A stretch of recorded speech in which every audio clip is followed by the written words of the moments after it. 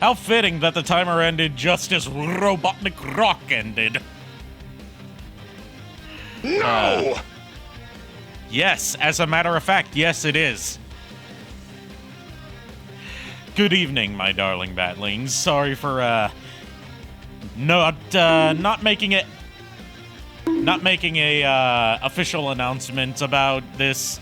I forgore.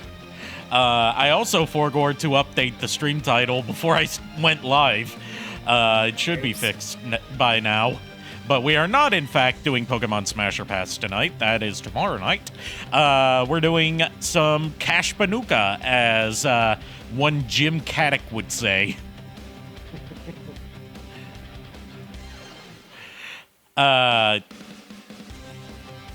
You're a bit late with that bonk, Psionic Hex. That was for last night.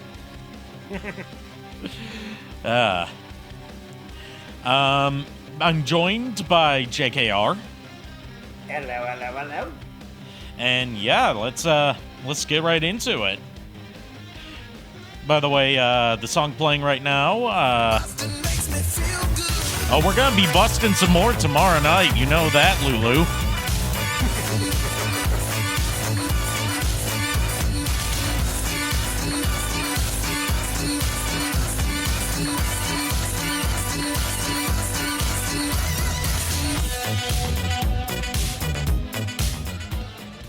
All right, that song obviously was bustin', and this song that I have to stop right now so we can get things started is a really good remix of Solid State Scouter that I found.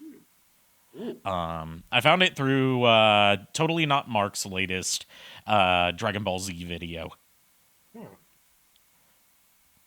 Solid State Scouter, of course. Bardock's theme from Bardock, Father of Goku.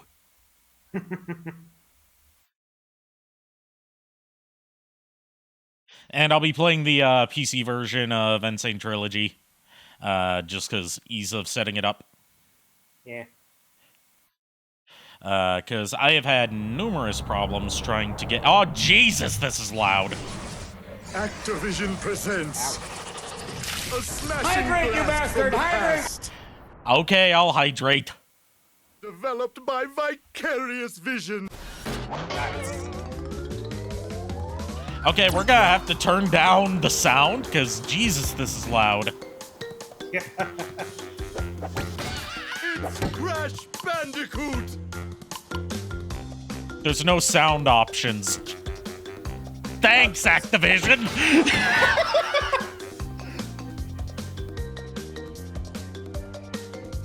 I have to go into my fucking volume manager and manually adjust my app volume like a fucking caveman.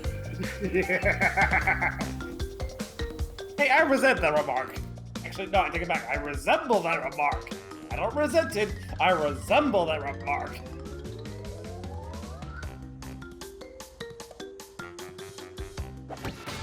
There we go. That's a more tolerable volume.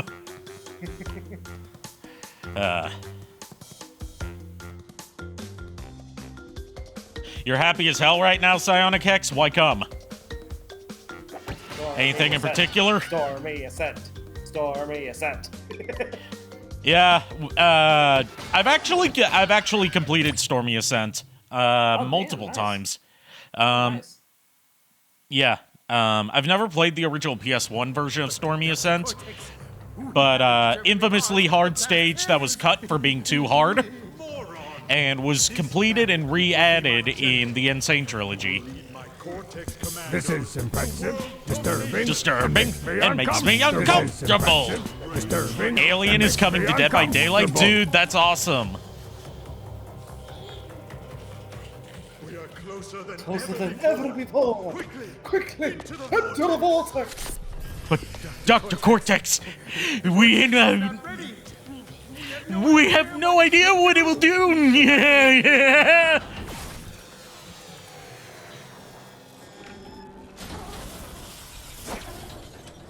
Okay, I gotta say, as much as people are split on the more realistic art style of the Insane Trilogy versus how how cartoony looking the PS1 games were, I do like that they remade the cutscenes from the ground up.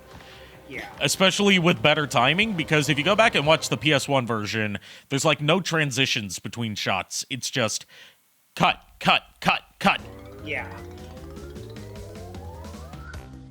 I also give them credit the fact that they updated the idea of Tawna, that she's actually able to fend for herself. She doesn't really need Crash to save her.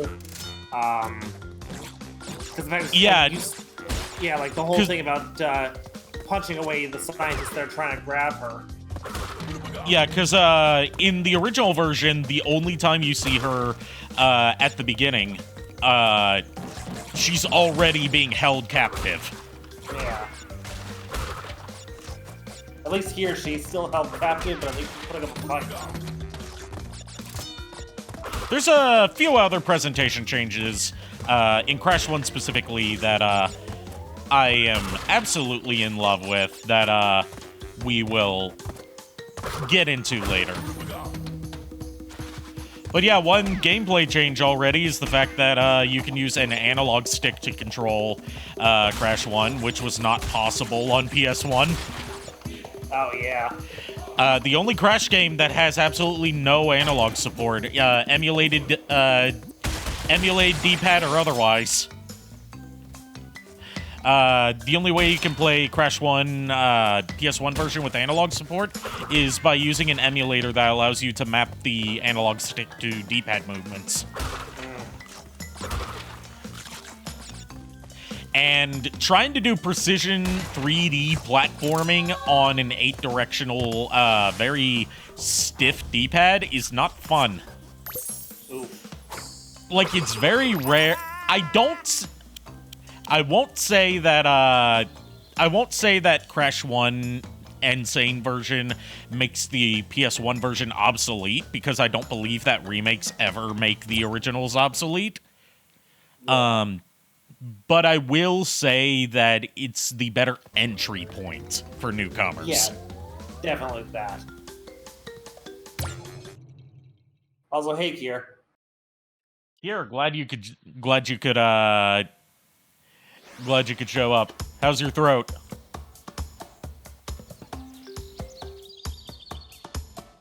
Now, I like, a lot of people are split specifically on Crash's model in this game. Because the overall design of it was based directly off of Charles Zambilis' original concept art from back during the production of Crash 1. So it's probably the closest to that concept drawing that we've gotten in Engine. But the thing that people are split on is that they added the realistic fur textures to it. I think it looks fine. I didn't know Engine was in this game. Engine's in Crash 2. Why'd you ask? It was a joke, dude. Oh, sorry. No, it was late timing, sorry. Okay, that's the first Snake redeem I've had in a while. You just want me to say, Snake? Snake? Hold on, let me see. Metal Gear. Snake? Snake! Snake!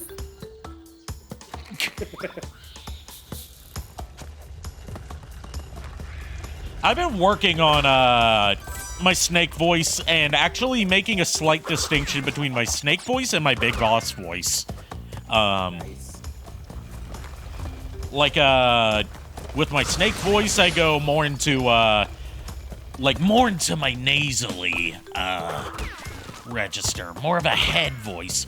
Whereas, when I'm doing Big Boss, he's more grizzled and seen a lot more hell.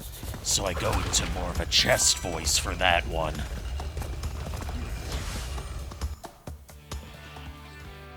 Also, one thing that a lot of people don't know about Crash 1 that I found out about today is in the original PS1 version, the bonus stages are just bonuses. You do not have to complete them in order. you do not have to break all the boxes in them or even finish them to count towards 100% completion for that level. But the catch to that is that you can't retry them.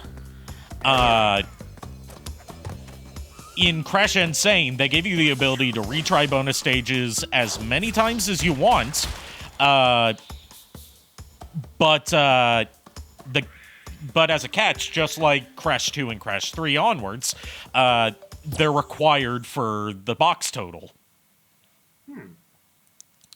Another change that they made that's a massive quality of life improvement, in my opinion, other than, you know, being able to save wherever you want instead of only being able to save either in Tawna bonus stages or after collecting a gem,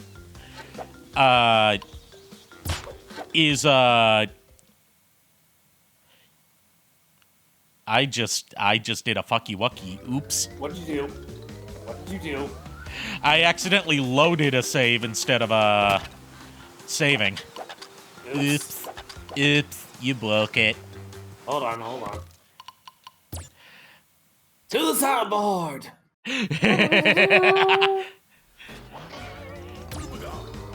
Oops. You broke it. Yes, I did. Thankfully, you weren't that far in, so you can easily... Yeah, only 2 stages in. I can easily redo that. Yeah. Oops. You broke it. Yes, I get it. I only did it once! I know, but Kier did it too. Oh, jeez, of course. I'll say, fuck. Yeah, that's fitting too. Let me ask you this. Yes? How good can you do a Snively voice from Sonic Okay, Sat AM? so I haven't seen that much of Sonic Sat AM, so I'm mostly doing this from memory. Okay. I'm more familiar with Jim Cummings' Robotnik voice for obvious reasons than I am with Snively's voice. But here, you know what? Here's my... You stink! I haven't even done it yet. Wait to throw your jeers at me until after I've butchered this impression. Sire, I regret to inform you that the hedgehog managed to escape. The hedgehog did what? Uncle Julie, I mean, Dr. Robotnik. Nice. It's not bad. It's not bad. I mean, these work, but, you know, still. Like, I'm just doing that from memories of not having watched that show since I was a kid. Fair enough, yeah. Then again, it's all over YouTube to watch for free, so... Yeah, officially, too. Yeah. As opposed to Mega Man, which got its official uploads taken down, so now you have to rely on fan uploads again. Well, like... Because the rights for the Mega Man cartoon switch companies.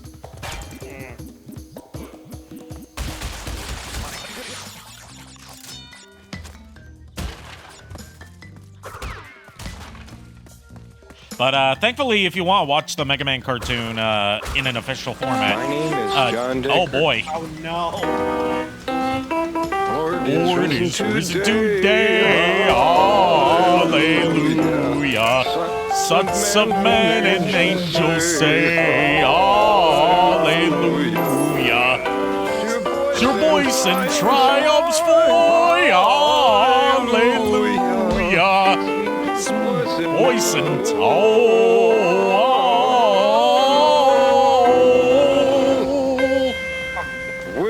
When the moon hits your eye like a big pizza pie, that's amore. Whip. Samori. Bells will ring, ting-a-ling, ting-a-ling. Here's a bell, bing, more. Tickety-tay, say Samori. Scrump scream. Mr. Moray. The shines, it's your all. When you Know that you've some more.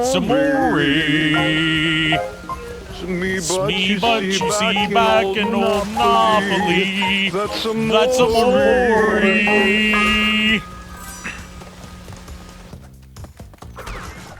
And now your sound alert should play any minute now, Kier.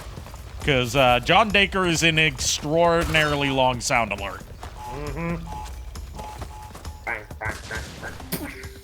Or at least it should play after the cooldown. Yeah. Because there's a cooldown on sound alerts. Or maybe it got lost in the queue. I don't know. It probably got lost in the queue. But yeah, going back to, like, quality of life improvements. Go... Oh. Maybe you butt dialed it?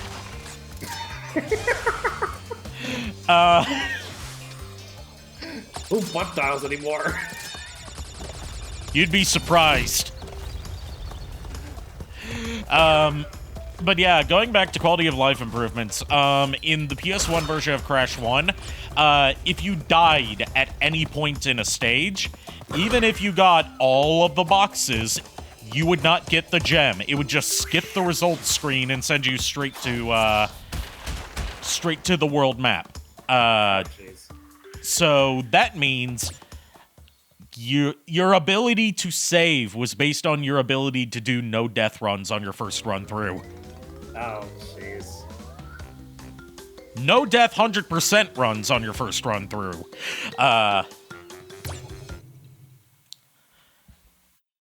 In here, the only ones where you need to do a no death 100% run to get the gem are for the colored gem levels.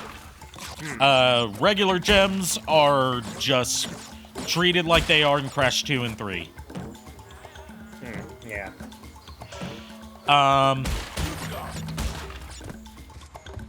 Yeah, that's probably the biggest point of contention for as a barrier for entry to the original Crash 1. Now, as someone who's dabbled a bit in game design, even though I'm no longer directly studying that, the way that they did this and the Spyro remake are pretty interesting. To keep them as faithful as possible to the original level designs, they actually imported the original PS1 level geometry when designing the stages to make sure that everything was, like, down to the pixel accurate on, like, item placement, platform placement, enemy placement. Because when you're doing one-to-one remakes, just with improved presentation, if anything's even slightly off in the layout, it can throw you off. But what they did do is they updated the physics. If you go back and play PS1 Crash 1... Yes, there is a spin. There's lots of spin. If you go back and play PS1 Crash 1, Crash is very heavy in his jumps, and does not have a lot of mid-air control. They adjusted his physics in the Sane Trilogy to be the same across all three games, and it's, to my knowledge, the same as how he controlled in Crash 2.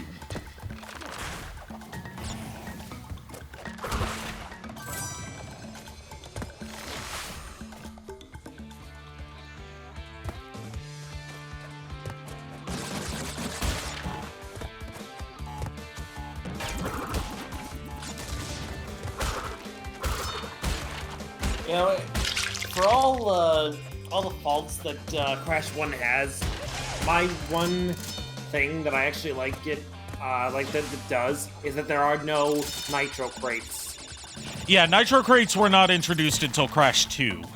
Yeah, and I hate nitro crates. Hate it with a burning passion.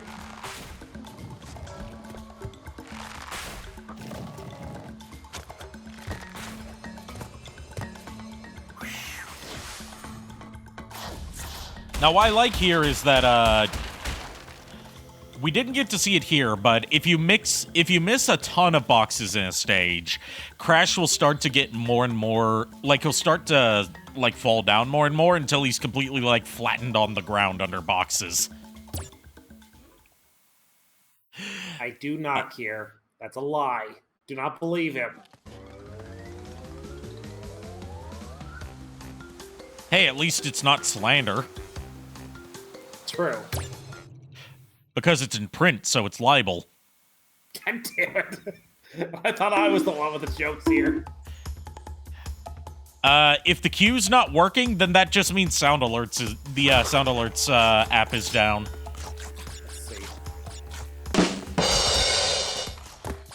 Okay, then maybe it just doesn't like you, Kier. I guess. I don't know. Because it works for everyone else. That's weird, because I didn't hear, like, usually I hear the things, and I didn't... I'm hearing it on my end. That's weird. I heard it for a while, but now it just stopped. Yeah. No, I mean, like, his redeems aren't even going through. Oh, jeez. It's a good thing that I don't charge for those redeems. Yeah.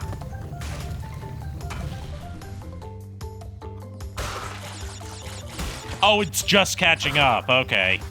Ugh. Yeah, John Dacre tends to throw the queue off by a lot. Which is why I have the price higher than most other sound effects. Oh, no.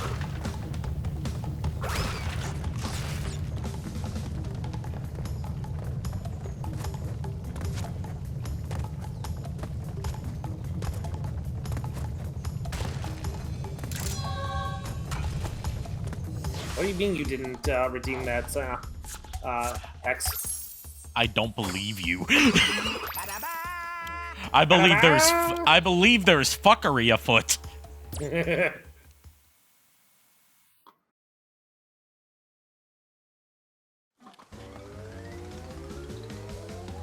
You only did it the once?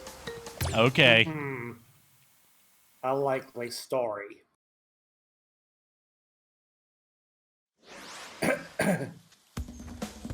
Oh, it's catching up. Yeah. Wow.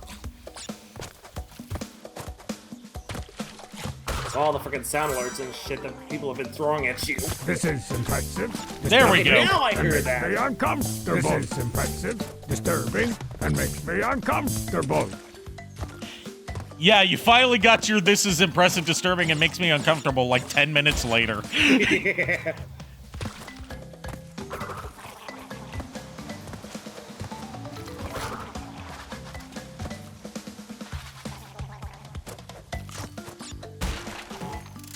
I think this calls for a demotion. I'm demoting you to Scrub Monkey 3rd Class. Now go and mop up the dungeon.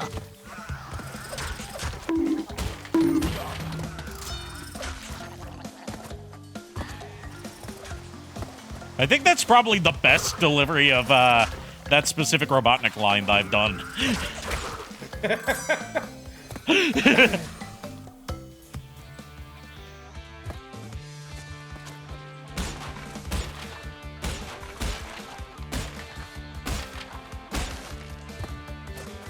I've said this before and I'll say it again. I wish that Long John Baldry had at least lived until like the 2010s, so he could have lived to see the resurgence in popularity of his Robotnik performance, and by extension, his portfolio of voice acting performances and really good blues music. Dude was a really talented blues singer and just an overall awesome guy from what I've read. He's an unsung hero of the LGBT community who needs more recognition. Yes.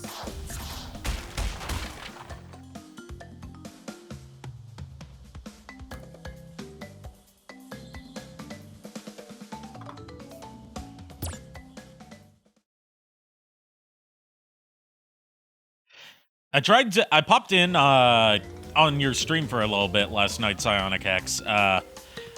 But since I saw you didn't have a mic, there really wasn't much I could do to interact with you. Yeah.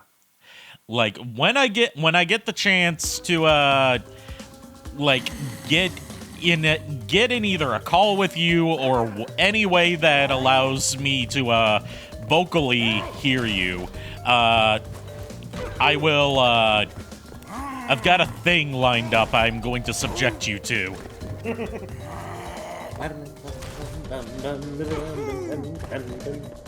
By the way, Papu Papu's health was increased from the PS1 version into the Sane Trilogy. What was it originally? I don't remember. It was only 3 hits. Oh. In the PS1 version, outside of Japan, it was 3 hits. Only in the Japanese version, it was 5 hits. And then in Insane, they made 5 hits the standard for Papu Papu, because otherwise he's just too easy. Right. I mean, he's still too easy. Well, he's the first boss, so... Right. By the way, one of my favorite changes, after you beat Papu Papu, you go down here. Ooh, what's this? Hello, Coco. Yeah, now we can play as Coco. And I love Coco's animations in this game. Like, they made her a goofball like Crash is. Yeah. But obviously more intelligent. Right.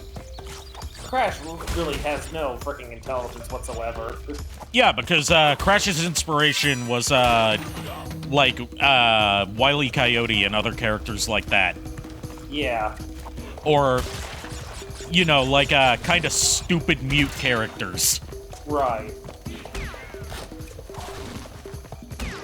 Outside of that one time where Wile E. Coyote talked, of course. Of course, yeah. I was gonna say, I was like, he did talk when he ran up against Bugs Bunny. Yeah, which I believe from the Looney Tunes documentary I watched. That was Wile E. Coyote's second ever appearance after the original Roadrunner cartoon. Restarting the stage because I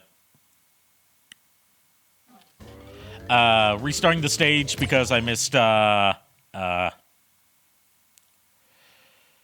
You missed one of the Brio tokens. Oh. It's very easy to miss that one if you start the stage with 2 Aku Akus.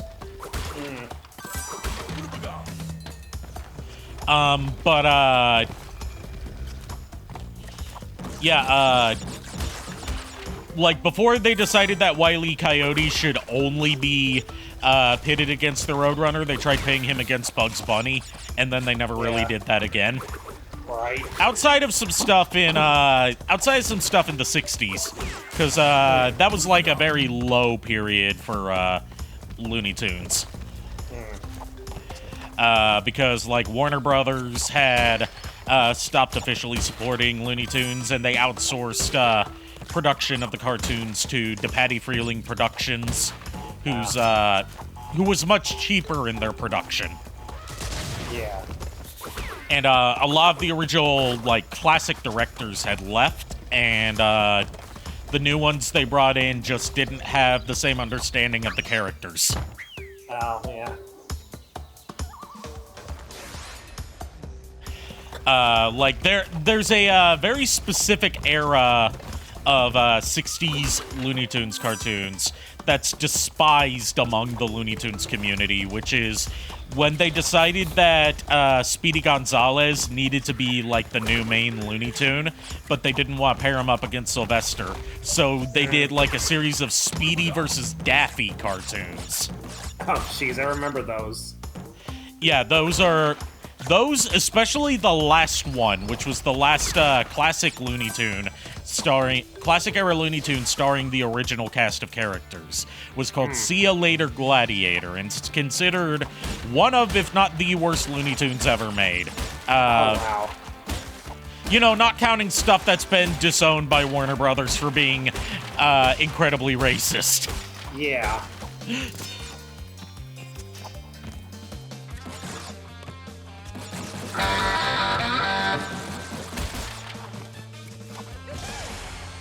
Another change they made to the bonus stages that I really like is that Tawna's not just, like, waiting for you like Vanna White at the end of every bonus level. She gets captured. Posing there standing. She's not just posing there, she gets captured by Cortex every time. Right. It makes more sense narratively for what little narrative Crash 1 has. Right.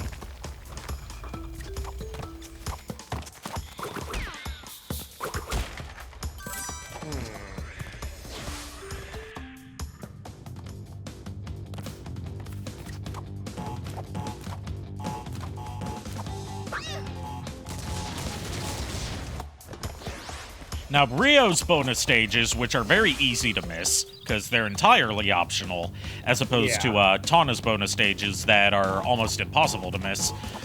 Rio's bonus stages focus a lot on having to navigate around TNT crates, but they reward you with a lot more extra lives. Nice.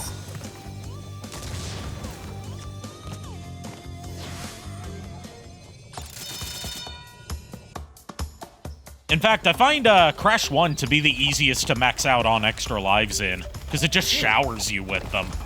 Yeah. If you know how to play the game.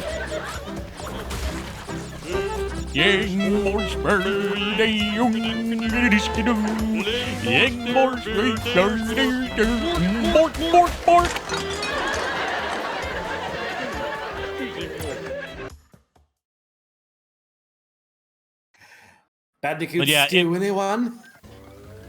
More like, hold on, I got a song for this. Oh no. I got a song for this. Oh Hold on. no. What have I unleashed? Instead of a Bandicoot stew, how about some, let's see, where is it? How about some hedgehog stew?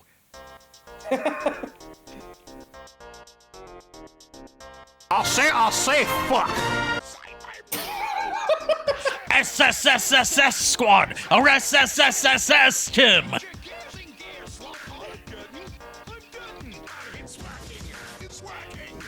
Yeah, that's a Hedgehog Stew by I Teach Fader. Yes. He actually just came out with a new Robotnik song, but there's no video for it, so we just put it directly on Bandcamp. Oh yeah. Boo! You stink! Well, screw you too, Kier. Well, remember, it's still going through a long lineup of, That's true, I know. It's just, yeah. I just happen to know that Kier's the one who initiated that, though, because it said so on the soundboard. Yeah. But he redeemed it a while ago, I think. I think what's going on is that the chat is taking its time to catch up. What we're posting, like. Well, no. No, remember, people were redeeming stuff through sound alerts, but the alerts weren't playing. So it's like posting them twice in the chat for when they're redeemed, and then for when they actually get played. I see. Because John Dacre had to fuck everything up. Thanks, John Dacre. I need to, next time I get Cobalt Rogue here, I'm giving him a, since he was like, who the fuck is John Dacre and why should I care? I'm like, okay, next time you're in chat, I'm giving you a lore dump on John Dacre and why you should care.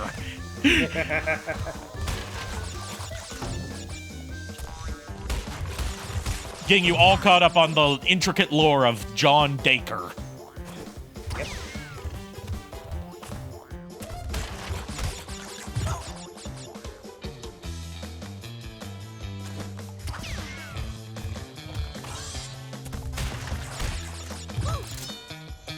I find Hogwild to actually, the hog riding stages to be harder here than they are in the PS1 version.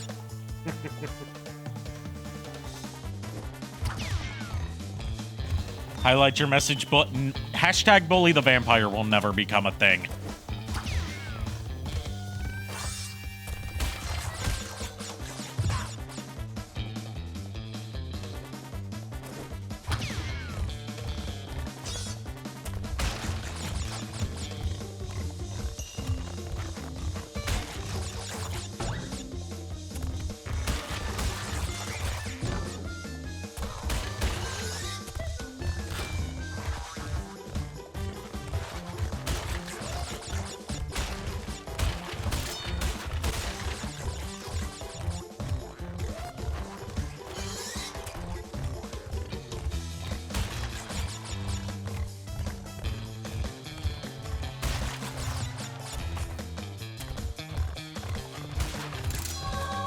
I swear to God, if I went through all that and missed one crate, I would not care, and I would continue to not care until such a time as nothing happens.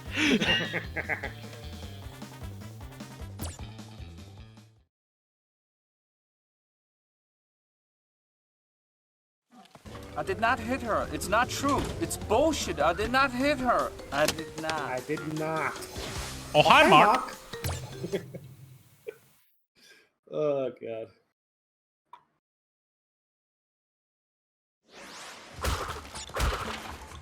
I saw This that. is I can't remember. impressive, disturbing, and Yeah, makes me we're getting caught up to the uncomfortable. queue. Impressive, disturbing, and makes me uncomfortable. Speaking of things that are impressive, disturbing, and make me uncomfortable, and speaking of Tommy Wiseau, I saw a recent statement from like the one of the lead producers of the live-action Transformers movies. Yeah? Can't remember his name. It's not Michael Bay. It's like the other. It's not Steven Spielberg, obviously. Obviously. Lorenzo something or other? Or... Lorenzo, yeah. Yeah. Where he was asked about whether the next Transformers movie, Transformers 1, is going to be canon to either the Michael Bay movies or Rise of the Beast. And he's like, it's not canon to Rise of the Beast, and it's not canon to the Michael Bay movies. It's canon to Transformers. And there doesn't necessarily... A canon doesn't necessarily exist, but events lead into each other, and it's like a whole bunch of fucking word salad nonsense that he responded with that didn't answer it. And still didn't confirm the very obvious fact that Rise of the Beast and Bumblebee are a continuity reboot that they just don't want to admit to.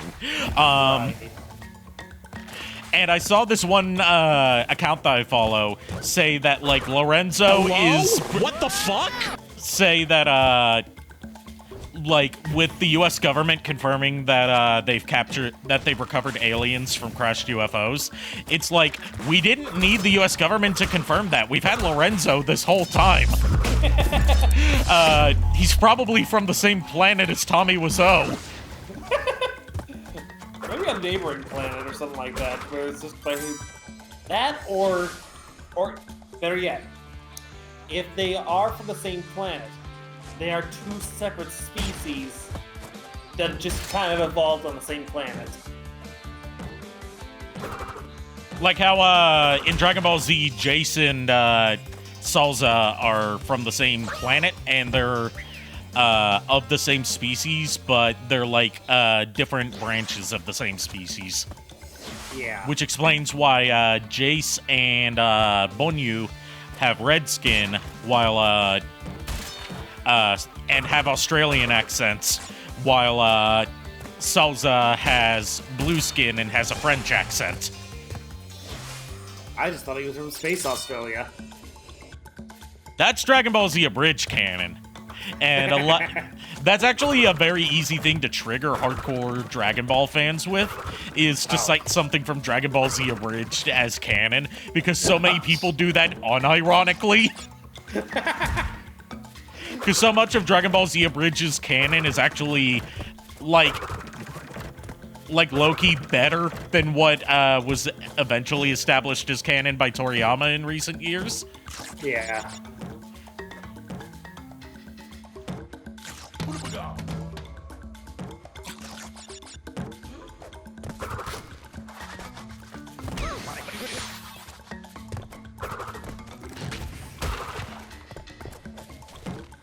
Oops. You broke it. I didn't wait. Well, I have been breaking many things this stream. I've been breaking boxes. The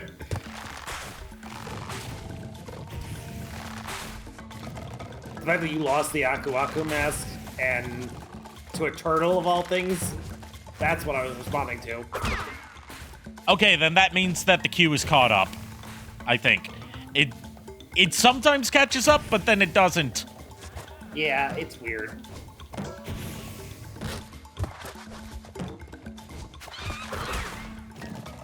I've never claimed, in my defense, I've never claimed to be good at Crash Bandicoot. I'm not Cat Icarus. And here I thought I was on call with the great Cat Icarus. I don't have all 202 platinum relics from every single Crash Bandicoot game that has time trials. And I don't own almost the entire line of Crash Bandicoot Resource action figures. I did own a couple of them as a kid, but I lost them. And I hate that. I didn't even know Crash Bandicoot had toys back then. It was a very short-lived toy line from a company that went out of business shortly after the line started. There's a few figures that were announced but never officially released, but production samples were made, and those go, like, the figures on their own go for hundreds of dollars because of how limited their distribution was. Like, I only ever saw them being sold at Kmart. Back when Kmart was even a thing. Yeah. But if you can get, like, if you can find someone selling one of the production samples for one of the unreleased figures, those go for thousands of dollars. Damn. And these hundreds of dollar, like, price points are for figures that are opened. If you want one mint in box, you're paying way more than, like, $300 to $400. Yeah. As I recall, I actually do remember seeing, it's like right after I started getting internet privileges from my parents, I looked up Crash Bandicoot toys, and I actually remember there being an engine one, and I wanted. Yeah, I had the engine one, and I had the Cortex one. The engine one was not very well put together, and it broke apart.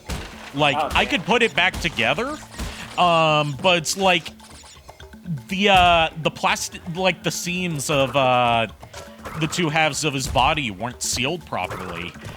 So I could just, like, pull it apart by hand. Oh, jeez. Cortex was much more sturdy.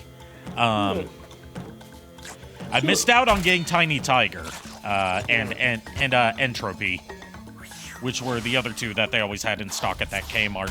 And Crash, of course. Yeah. Level of aggression, 11.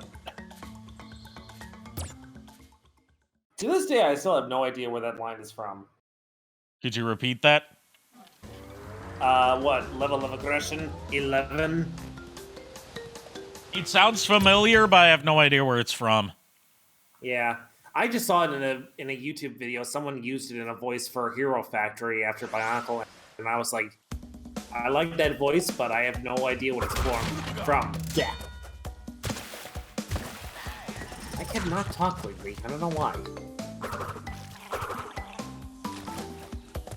You just need to say words wide.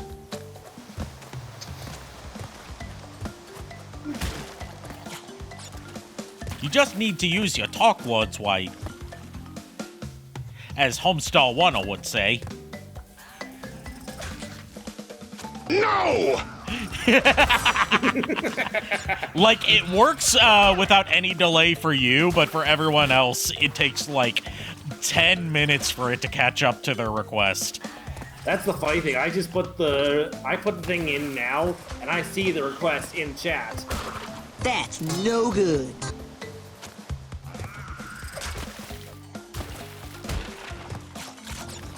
So I guess the queue finally caught up. No, it's like the queue. There's only a queue for everyone except you. That's weird, because I'm I'm keeping an eye on the chat and everything, and Sonic text just what the Hello? What the fuck?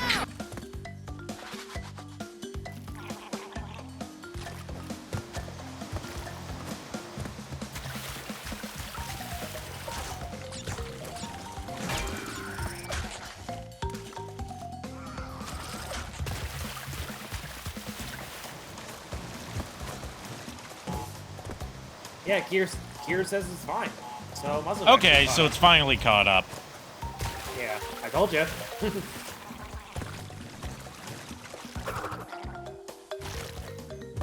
See, I may not know much about technology, I will admit, but I don't know what it is. Just I can kind of tell things before everybody else can. I don't know why. It is what it is. To quote another famous line from Homestar Runner, technology is just another word for magic. I mean, technically correct, the best kind of correct, but still. And that's without getting into Magitech. Oh, jeez.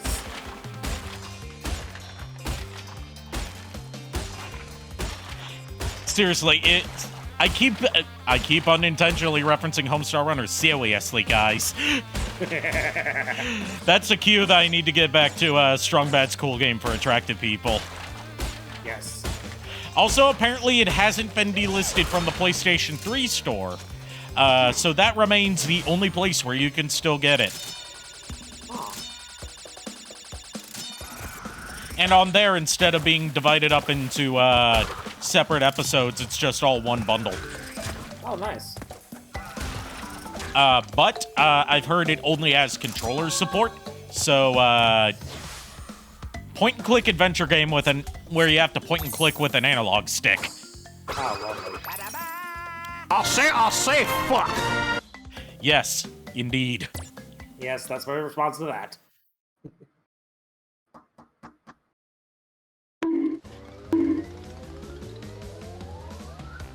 Why bonk?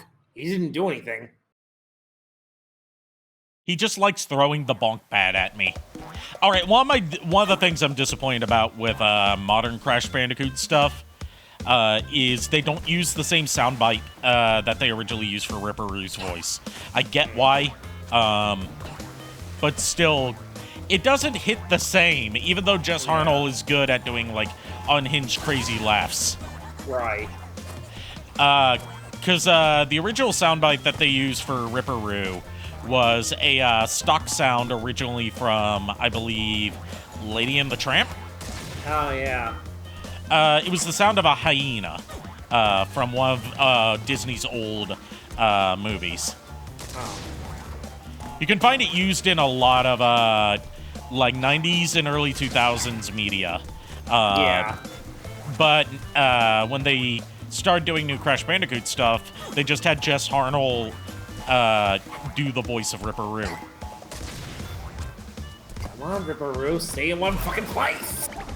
Yeah, Ripperoo's my least favorite boss in this game. Yeah.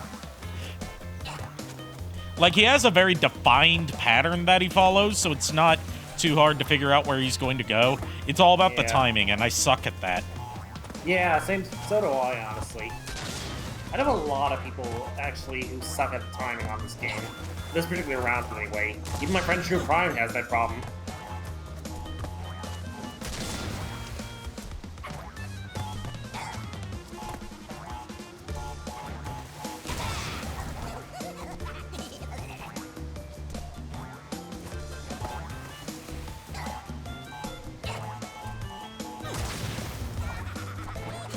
There we go, we're almost done. Honk, honk, honk, honk, honk, honk.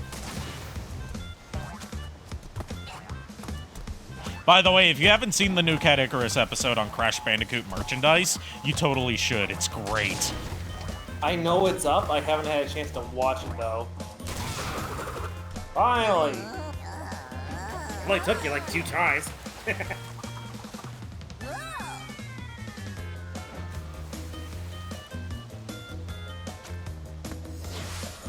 And for that, I give you a round of applause.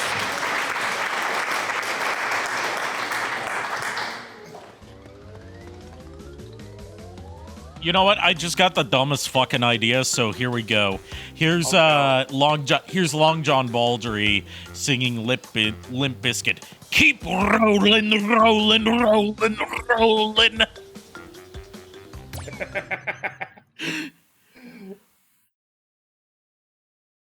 Yeah, you know we rolling that shit down here. Myself a promotion. I don't know how that song goes. I don't listen to Limp Bizkit because I don't listen to shit. Yeah, right. Also, Sonic Hex promotion? What for? Promotion? What for? You should have brought the Dream-a-Majig to me! I'm demoting you to Scrub Monkey 3rd Class! Now go and mop up the dungeon!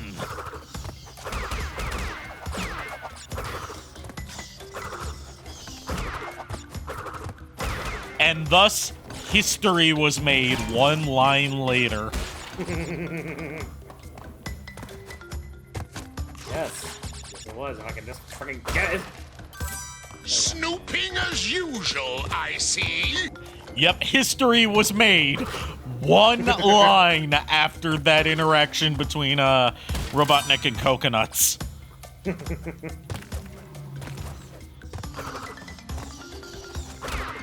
You know, it's Speaking funny, of- Arikado. Go ahead. Yeah? Sorry. Speaking of Sonic stuff, the Sonic Lego sets are out now. Oh, nice. They came out today. Oh, cool. But yeah, you know, what I was gonna say was that ever since I met you, you've helped me, you know, appreciate Adventures of Sonic the Hedgehog more than I used to. Oh, thank you. I'm glad I could do that. 'Cause honestly, you know, my problem was I had seen Adventures of Sonic the Hedgehog on Toon Disney when I was a kid, but I only had like one episode, and I was like the one where apparently Mama Robotnik disowns him and tries to adopt Sonic. Oh yeah, that one. I hereby renounce my life of villainy, effective immediately. Or, what was the other line from that one that became a meme that's not just, you know, directly talking about Mama Robotnik? I just love sharing a cozy hot cup of Lapsang Souchong tea. It's been so long since I've seen that episode, so I have no idea half of the That's lines cool. that he said. Like, it's not the line itself that's iconic. It's the fact that for whatever reason, when he says it, it's focused on extreme close-up of his mouth. Oh, jeez. And I Teach Vader has gotten a lot of usage out of Robotnik offering Sonic a cup of tea. Tea? My favorite being when he swapped the tea from that with the tea part of Robotnik saying "I feel pretty." Oh, jeez. So it's like, I feel pretty. So it's like, tea. Yes, please. Tea. No, thank you. And then he did the opposite in another one. It's like, I feel pretty. Oh, jeez.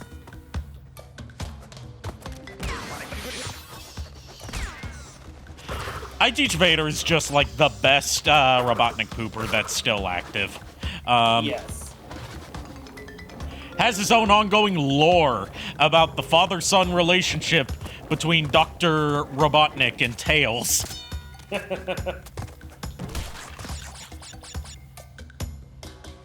When I start to play Resident Evil 6, you hammer the buttons and wiggle the sticks. Okay. I feel like that's a reference that I don't get, mostly because I haven't played Resident Evil 6. And there goes my chance at the green gem.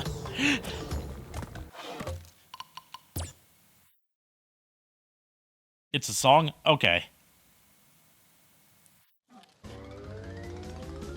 Oops. You broke it. This is one of the few levels where you have to do a no-death run to get the gem. Of course. Like I said, they only do it on the color gem levels. Yeah. And the color gem levels just happen to be the hardest stages in the game.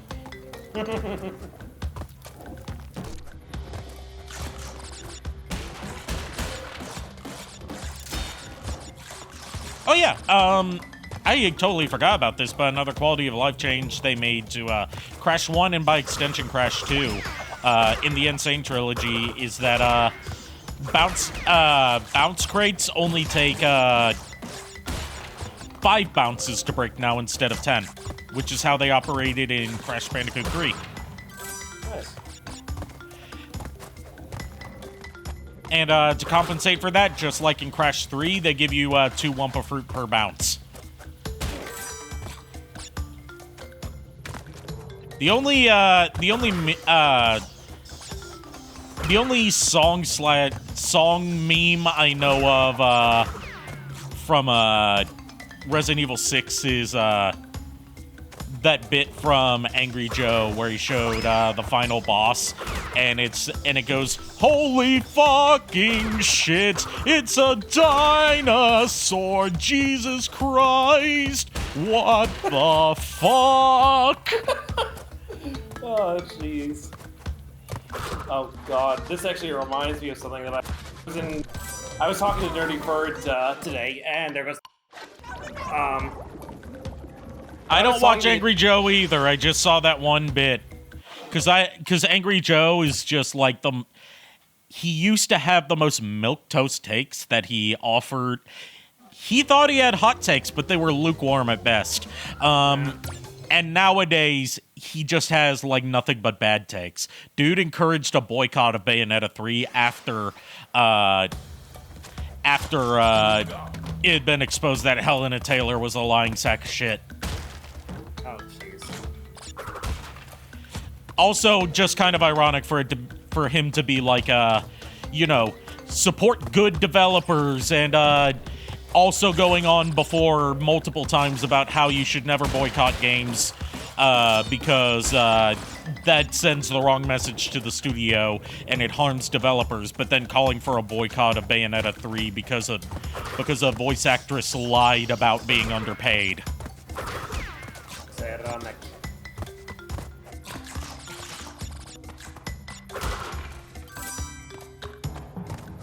But yeah, so I was talking to the Fur today, and he was telling me,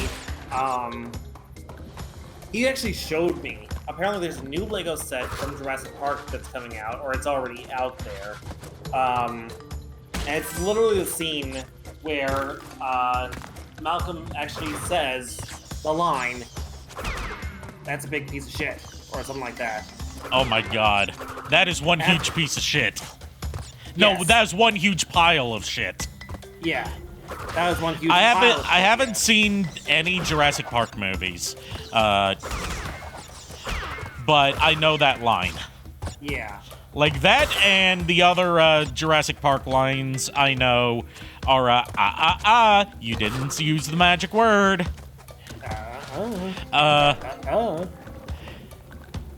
And now I've screwed myself out of getting the Brio token, so I can't get... fuck. This is a hard stage, in general. Yeah. And the other one I know, just because of the meme video where it's the Jurassic Park theme played shittily on a melodica. Yeah, the whole... They do move in herds. Oh, that, yes. Because that's, it's like, welcome to Jurassic Park. And then it plays the melodica theme, and then you get, they do move in herds. They're moving in herds. They do move in herds.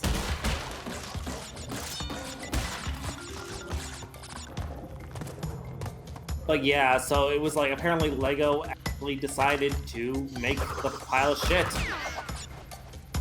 Which I find I mean, hard to that believe. still wouldn't be the shittiest thing that Lego's put out. Ba-da-ba-ba-da-ba. Damn it.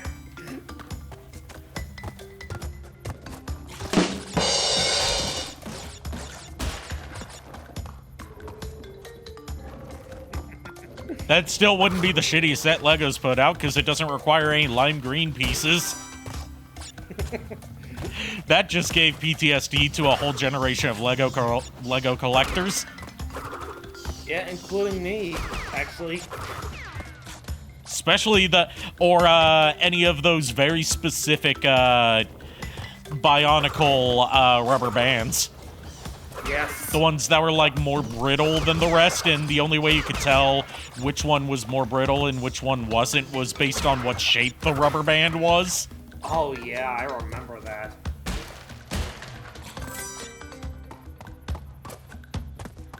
Yeah, Hush, girl. Right. Lovely. I'm gonna mute myself until she starts barking once. The Bork. She just wants to join in on the commentary.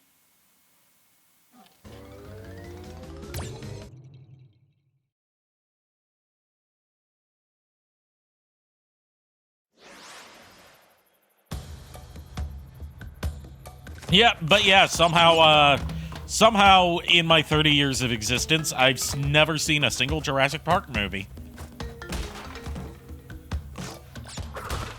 I've seen Super Mario Brothers, the 93 movie, multiple times, but I've never seen Jurassic Park. I think that should tell you about all you need to know about my movie watching habits.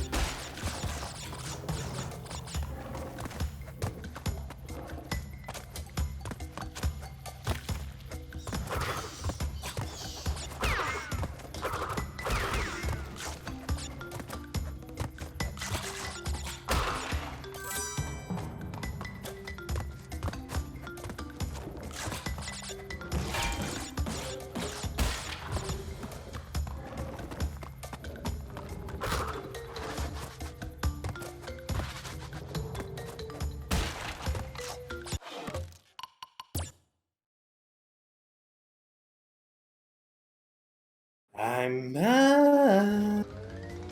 Welcome back. God damn it. You jinxed it. You should have knocked on wood.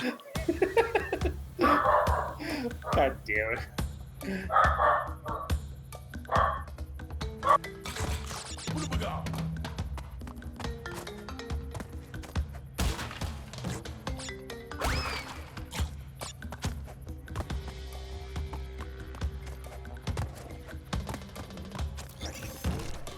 If she's anything like Olive late at night, then she probably needs a treat.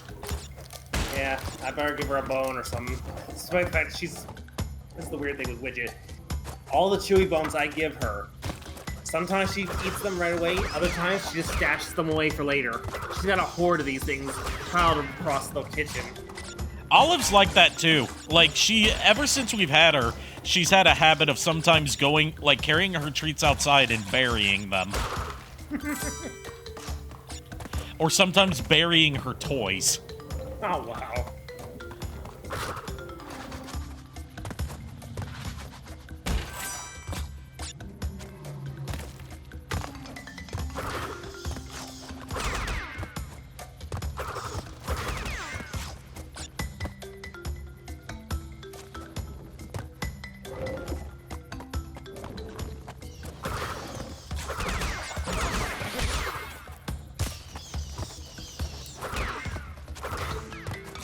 Fun fact, did you know that Crash Bandicoot almost had an infinitely worse name? The president of Universal Interactive at the time didn't initially like the name of Crash Bandicoot. So for a while, they were going to name him Willy the Wombat. Oh, jeez, I remember that. And then they made that a official costume in Crash Bandicoot 4. Yeah, one of the skins you can unlock in Crash Bandicoot 4 is Willy the Wombat. Nice. What have we got?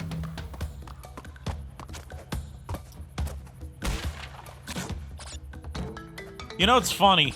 I've been having so much trouble with this stage today on this stream, but But earlier today, I was recording footage of the PS1 version with its worse physics and worse air control and all this stuff, and I beat it on my first try, 100%. Pizza This time. level, at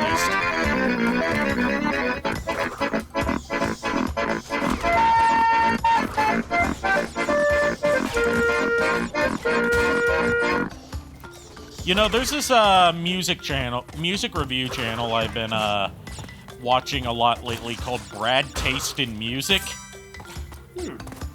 I don't agree with all of his takes, but he's still generally entertaining to watch. His whole thing is that instead of, you know, doing some sort of, you know, in-depth analysis in history, like Todd in the Shadows, or, you know, doing a more analytical breakdown of the album content and rating it like that, like Anthony Fantano does. What he does is he live streams his reactions to the albums as he's listening to them and rates them song by song as he's heard them for the first time, and then gives the album overall a rating at the end of the stream. And sometimes he doesn't do, you know, entire albums. Sometimes he does, people submit songs for him to react to, or he'll put together a theme for people to make submissions for. Like, he's got a very laid-back presentation. Even when something's, like, so bad that it offends him, he still manages to make it not come off as, like, you know, angry about it being bad. More so, like, this is dog shit, is what he would say. And he has a whole soundboard that he uses for certain types of running gags. Like, there's one that he has for that I really like because it's become my new favorite way to insult bad rock music. And it's like when he's listening to like very generic sounding rock music, like, you know, your One Directions, your Muses, that kind of stuff. Yeah. He just plays audio from a Ford truck commercial. Oh, jeez. Cause it sounds like Ford truck commercial music. And I'm like, God damn, that does, and I love that descriptor. And if something is so reprehensible that it outright offends him, then he has a special bit that plays where he swallows the soul of the musician or the song. Oh, jeez.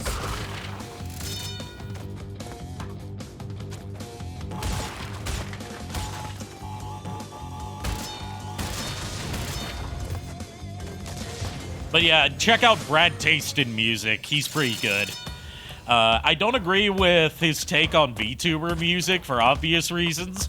I'm a Maury Calliope stan, and I do not agree with his Maury Calliope slander. Yeah.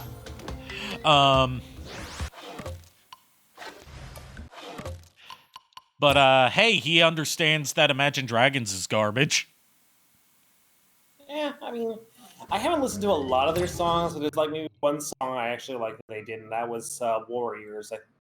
Yeah, that was Warriors, and that was really good. One of my favorite streams that he's done was just reacting to bad album covers. And that I need to do that sometime, but with video game covers. Like, do a big Twitter thread where people submit bad video game covers for me to do a reaction to on stream. Present it like an art gallery. Oh, yeah. You know, like the nerd did for the one of his Christmas advent things. Yeah. Just search video game box art from like 80s PC games, and that's a whole gold mine of badness. Because a lot of times the box art for those wasn't based on what the game is actually like, and more so what's going to get more people to buy it. Yeah.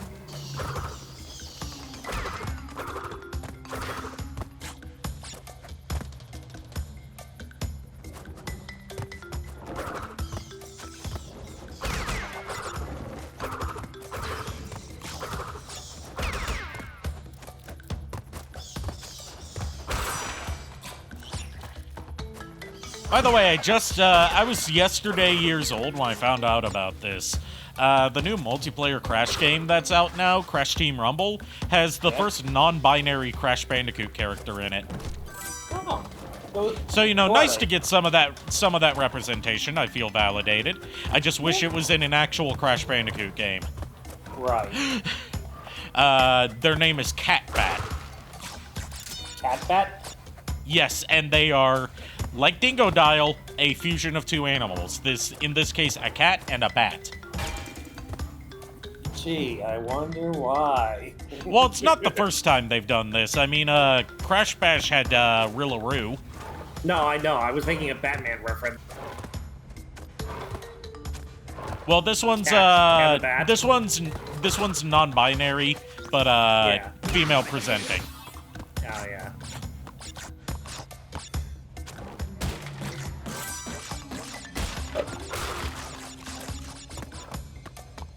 Also, I'll never get over the fact that Batman canonically doesn't do oral on Catwoman because DC Comics thinks that heroes don't do that. Oh, jeez. Remember, Harley Quinn wasn't allowed to have that in the Harley Quinn show because the stuffy people over at DC Comics says heroes don't give head. Oh, jeez. And that's the reason why to my knowledge, Catwoman still hasn't married Batman. Yeah. Even though they had a whole promotional event for their wedding. Yeah. I was there for that promotional event. I still haven't read the comic that it was promoting because I was like, this is too good to be true, because we all know that DC Comics can't just let their characters be happy. No, they can't. Just like in Marvel, they can't let Spider-Man be happy. Right. Like, Marvel, I feel sorry for people who want to get into Spider-Man comics in a post One More Day world, because Spider-Man's a weird case where everything in the Spider-Man comics except for stories that focus on Peter are good. Yeah. Because they just refuse to undo or retcon or just delete from existence the events of One More Day. Yeah. Woo!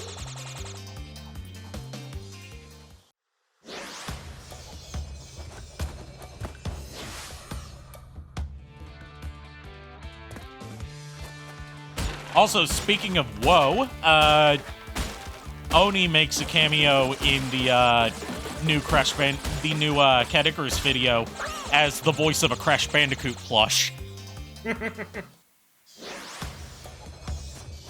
You know, Oni, who gave us the woe meme. Oh, yeah. Well, he didn't directly give us the woe meme, but he's the voice of the woe meme.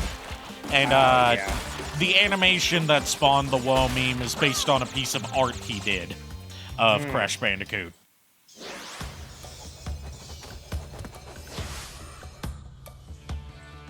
But the famous sound clip of whoa, whoa, whoa, whoa, whoa, whoa, whoa, whoa. That's Oni. Oh, jeez.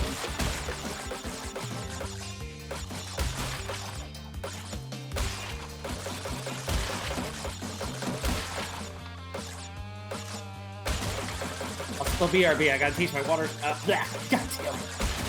You gotta teach your water? sorry. What I'm trying to say is, I had it in my head, mind you. I fucked it up, okay? So silly. I'll be right back. I'm going to teach my Gyarados water gun. Okay. You're going to teach your water Gyarados gun.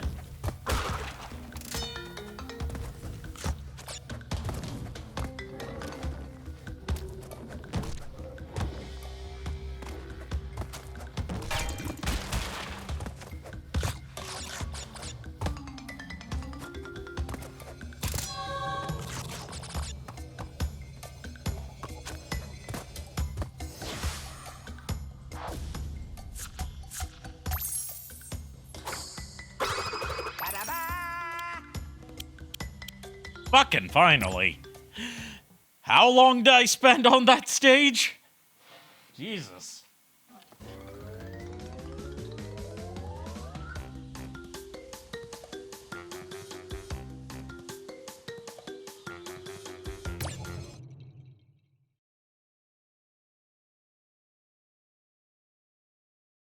"12 years?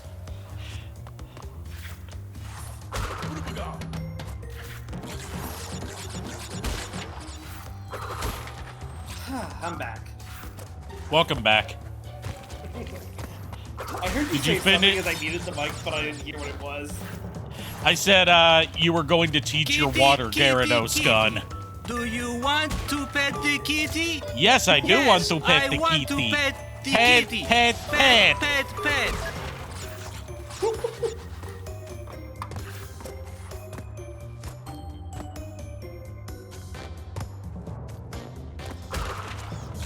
I mean, I'm willing to put the kitty so long as it has,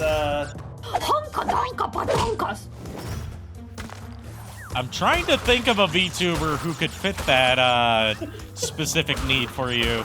Because most of the time when you see VTuber cat girls, they go for the more slender, petite body type. Yeah.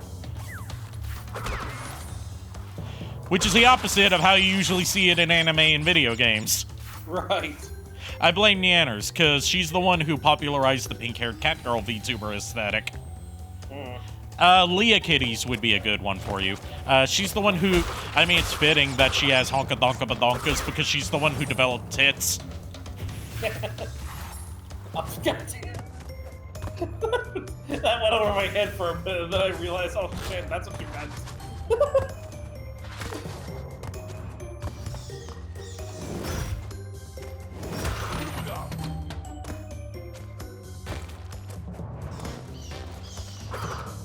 Also, the new Hololive members, I'm excited for them, especially the twins. They're so cute. They're like pure diabetes. They're that sweet, huh? Yes, they're twins and they're both dogs. And they are they're bilingual in English and Japanese. Oh, nice. And everyone's already calling for them to collaborate with Korone.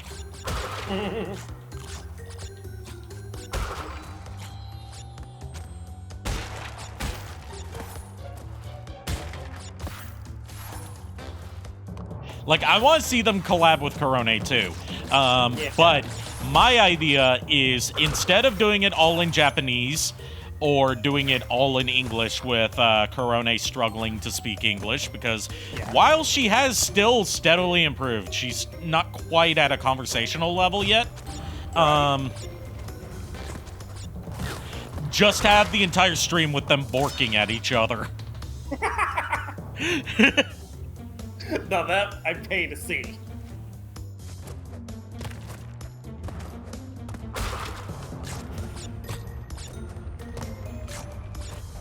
If you want to see someone with the most infuriating Tears of the Kingdom gameplay that's not like, you know, Darkside Phil levels of bad, it's more funny. Look up Nene's playthrough of Tears of the Kingdom, where she's been she has been finding her own creative ways to invent stuff with the fusion item fusion mechanic in that game. Oh, jeez. Like, when she found all these pieces, like, wooden slats and wheels. Not slats, just planks of wood and wheels that were clearly meant to be put together into a cart. She instead put them together into a big stake to skewer leaks with. Oh, wow. Or when there was a part where she was supposed to build a boat to get across a body of water. Instead, she just cut down a bunch of trees and lined up all the logs end to end and made the world's longest log to get across the body of water. And then carried that with her to use as a ladder. Oh, jeez. Also, by the way, I hate this level. Yeah, the bridge levels are made harder, believe it or not, in the Insane Trilogy. And it's because they used... Okay, so in Crash 1 on the PS1, Crash's hitbox was a giant cuboid, right? Yeah. But from Crash 2 onwards, he used a capsule-shaped hitbox. And that's what they did for the Insane Trilogy across all 3 games. But as a result, Crash in Crash 1 doesn't quite have the right kind of collision that he should with level geometry. So it makes it easier to fall off the edge of platforms. I remember you telling me that years ago, too. Yeah. It's something that's less noticeable in Crash 2 and Crash 3 because those levels are designed around that pill-shaped hitbox. But Crash 1 is, like, made unnecessarily harder because of that. Right.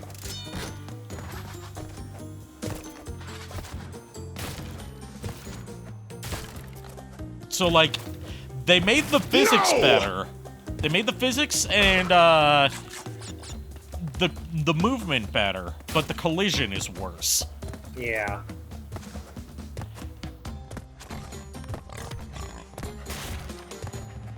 Also, the hog can actually walk. Yeah, the hog can one-hit kill you, no matter how many Aku Akus you have, unless you have invincibility.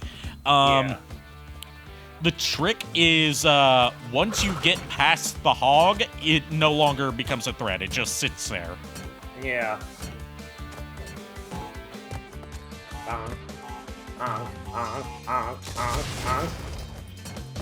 Now, even with the collision issues that this game has, I still haven't had as many as I've had with Crash 4.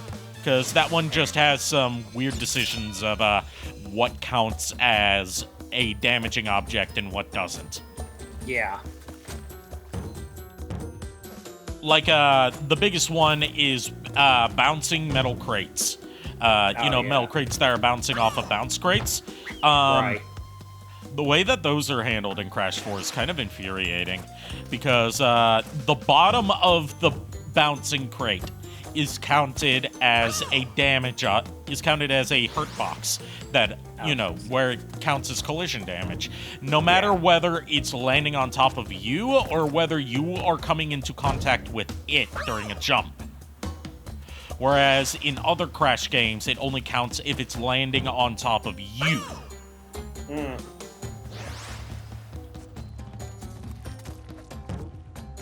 Also, famous trick for Crash Bandicoot 1 on PS1 that sort of carries over into the Insane Trilogy, it's just harder to pull off, is you could just walk on the ropes all the way across the stage. Yeah. It's harder to pull off in the Insane Trilogy due to the different hitbox. Right. But it's entirely possible. I believe it. It's just, I've tried it once or twice, and I think I got it at least once, but... I've done it before, I just don't do it anymore. Because I've gotten so used to these 2 bridge levels that I don't feel I have to rely on that anymore. Well, good for you. I'm still, The boulder levels I find to be massively improved in the Insane Trilogy. Because something's off with diagonal inputs in Crash Bandicoot 1 on PS1. Oh, yeah? Aside from the fact that you have to use the D-pad, it doesn't quite register diagonals as well as it should in 3D space. So it's very easy to accidentally slow down and then get crushed by the boulder. Oh.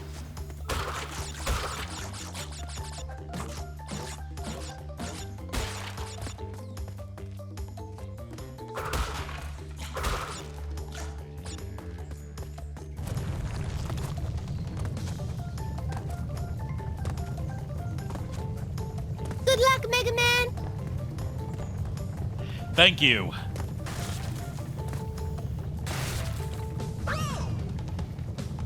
Crap.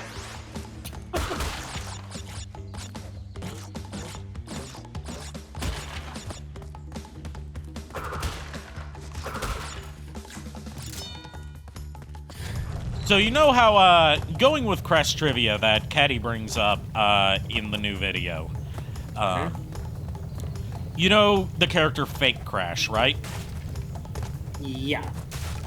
You know that was the story behind Fake Crash, at least the conception for the character is that, like, the people at Naughty Dog saw a bootleg Crash plush, from the 90s that looked like that, and decided to make it a joke character, that always appeared as an Easter egg, starting from Crash 3.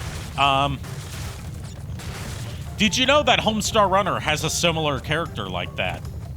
Oh? It's a character known as Sharktooth Bubs. And it's not from a bootleg, but it came from a prototype for a Bubs plush made in China that was sent to the Chapman brothers, the creators of Homestar Runner, nice. to see like whether they would license it for official Homestar Runner merch. They misinterpreted Bub's design entirely. So the colors on his pants are wrong. He has shark teeth instead of, just a toothy grin. Yeah. And they misinterpreted his... You know how Bubs has, like, 2 differently colored and shaped eyes? Yeah. They misinterpreted the bigger eye as a horn. How? So he's got 2 black beady eyes and then a horn in the center of his forehead. Oh, jeez. And they love that, like, how off-model this plush was, that they made it a recurring thing in Homestar Runner. Where, like, whenever they do puppet stuff, because they do have some actual Homestar Runner puppets that they use for live-action content, and for, like, live appearances at conventions and concerts and stuff. Whenever they do Puppet Bubs, it's always the Sharktooth Bubs plush prototype.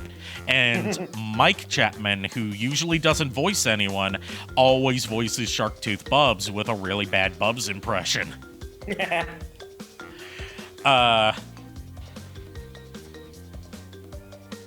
Probably the easiest place to see Sharktooth Bubs that's out of the content that's on YouTube is in Dangeresque Puppet Squad, the Curly Fried Caper, where Sharktooth Bubs appears at the end.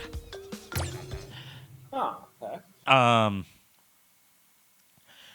But like the difference between, like, without being able to bring up clips to show it to you right now, the difference between Bubs' voice and Sharktooth Bubs' voice is the difference between, like, have a good night, Psionic Hex. There you go. The difference between the two's voices is, Bubs, he's like, "Hey, you, with the face! Yeah. You want some Choco Wumps? Chocolate-covered organic packing peanuts. Sharktooth Bubs is like, Hey, Homestar. What you doing? Looks like you're building a breakfast pile or something. Oh, jeez. because Mike famously doesn't have the same vocal range that Matt has. So anytime that they need, like, an intentionally bad impression of the Homestar Runner cast, which you also see in the Powered by the Cheat cartoons, which are in-universe Flash animations made by the Cheat. Mike does all the voices of the characters in that. Oh, jeez. So you get, like, bad impressions of everybody instead of the actual voices. Right. And they all speak in, like, a very stilted, almost monotone delivery. Because in universe, it's supposed to be the cheat providing all the voices. Yeah. And it's stuff like, hey, strong bad, I need you to kick me in the face. I can do it. I can do it 9 times.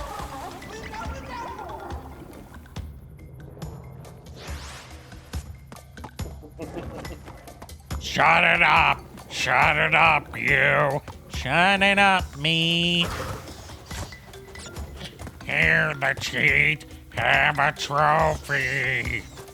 Here, the cheat. Have another trophy. Here, the short. Have a trophy.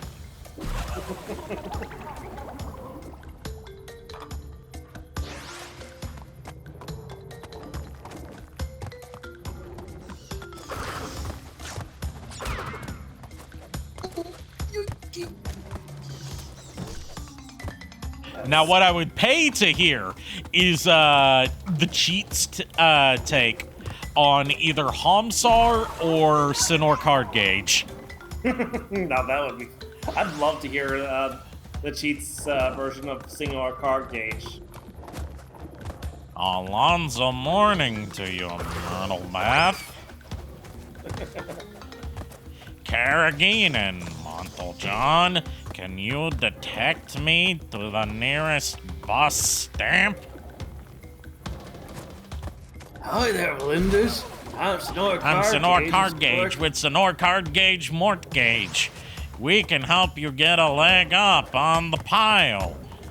Low rates, percent signs, I don't know. Bad credit, no probalo. Home loan, escrow, refinancing, we name it, we got it. Come along down for a free consultation with one of our handsome talking experts. One of them said they'd buy me lunch, but I don't see nobody taking me to Chick-fil-A. Sinor Card Gauge, Mort Gauge, helped consolidate my whole life into this tiny box. Thanks, Sinor Mort Gauge. You're very welcome, Valerie. Act now and see if you can stand to talk to me for more than 4 seconds. Get a leg up on the pile and refinance your dreams. Come along down and dial 555-555-5855-5555 Sinor Mort Gauge today. No probalo. I've got that memorized beat for beat, and I have since I was in like high school. Oh, jeez. Because my granny loved Sinor Card Gauge. I can't explain why. She just immediately thought that Sinor Card Gauge was the funniest thing she had heard. Oh, jeez. Like the 2 things from the internet that she loved out of stuff I watched were Sinor Card Gauge and Super Kami Guru.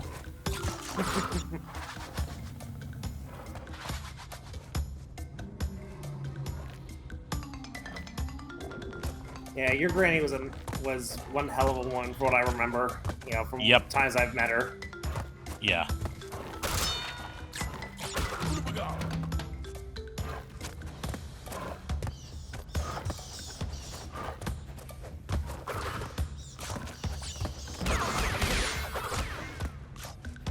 Now, there's a Homestar Runner sub-series that I think might be relevant to your interest specifically, because it's a parody of 80s merchandise-driven cartoons.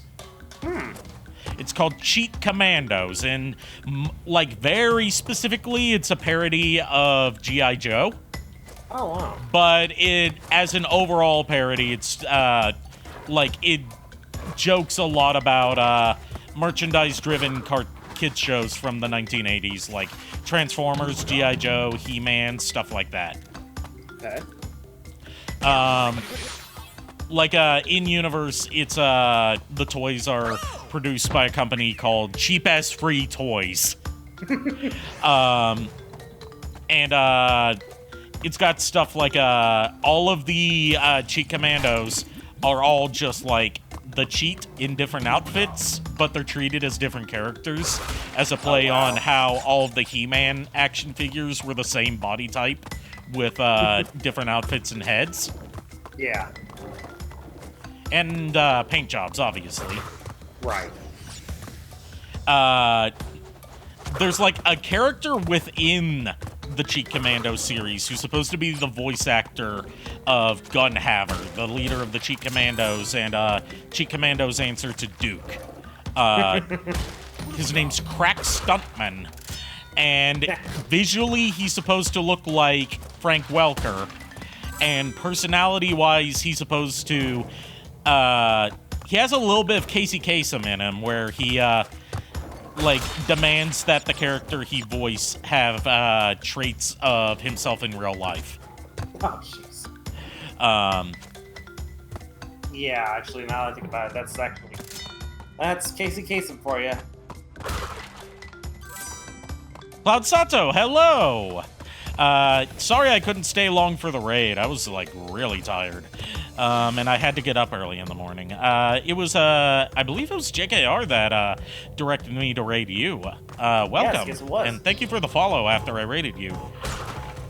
Glad to, support a fellow non-binary person, in the, Twitch space.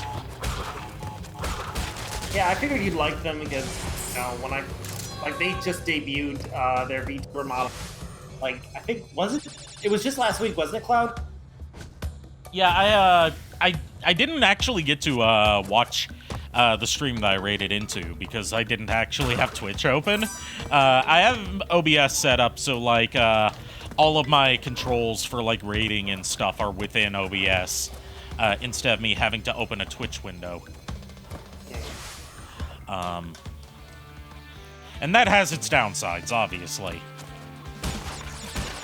But yeah, thank you for showing up.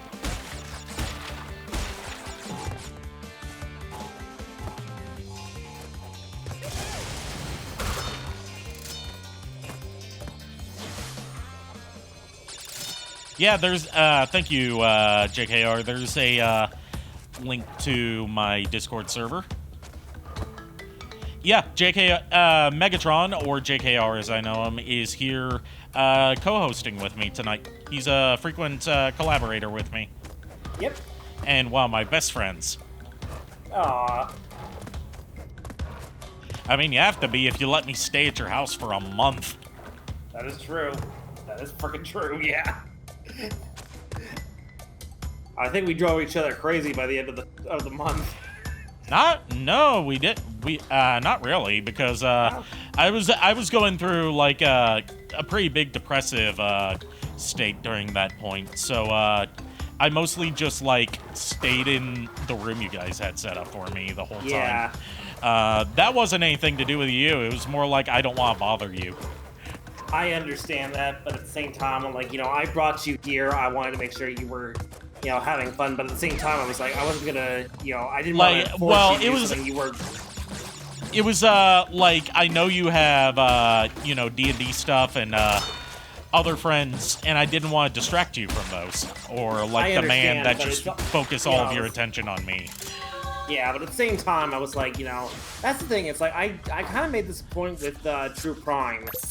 Whenever he hung out with me, I had to like give my full attention towards him, just because of the fact, you know, it's just mainly because like at one point we went to Six Flags, and I went on the go-karts while he tried to get on several rides. The problem was, in real life, True Prime's kind of heavy set, so he was really upset that he couldn't get on any of the rides. So when I went to go look for him, we apparently missed each other like several times. And I don't think either of us actually tried calling the other problem. So after that, I was just like, we kind of stuck together at that point. We're just like, you know, wherever we go together. And I was just like, you know, if for you, I was like, you know, I wanted to devote as much time as I could to you while you were here, because what kind of host would I be if I didn't do that? I believe you were also doing classes at that time. That was the first time. No, yeah, that was the first time, because the second time was like while the pandemic was still kind of going on, but travel was opened again. Right. I remember because we had to wear masks the whole flight, and the guy like next to me on the flight there had his mask off the whole time. Yeah, and I also remember the guy. I don't remember if this was the first time you and I flew together or the second time or whatever, but I just remember one guy in front of us was complaining about some guy next to him listening to his music too loud for him, apparently. Or something or other. I have no idea. Yeah. Like, I remember, like, it was stupid. It was like this guy in front of us was just minding his own business, just listening to his music, apparently, or whatever it was he was listening to. And, of course, the guy next to him got pissed and was like, oh, you know, why are you doing this? He called over a freaking flight attendant, and the flight attendant's like, dude, what's the big deal? I guess you could say it was driving him plain crazy.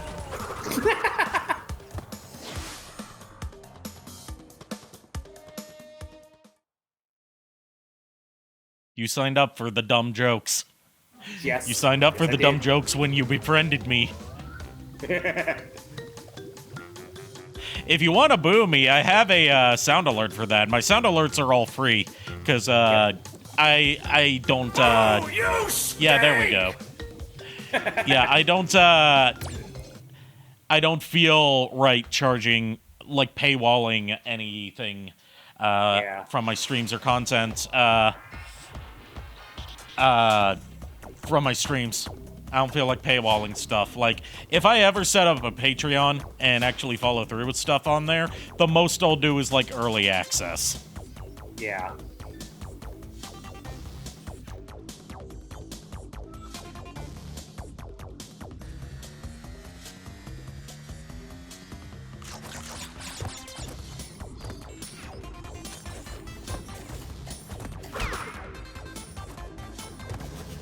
Alright, we're getting towards the end of Crash 1 here, believe it or not. Wow.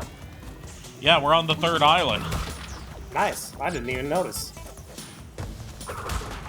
Yeah, we just got, as far as bosses go, we've got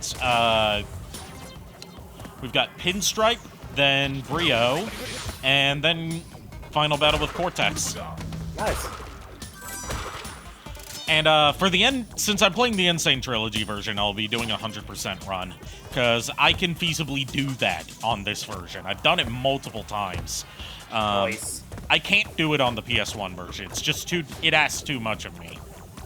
Yeah.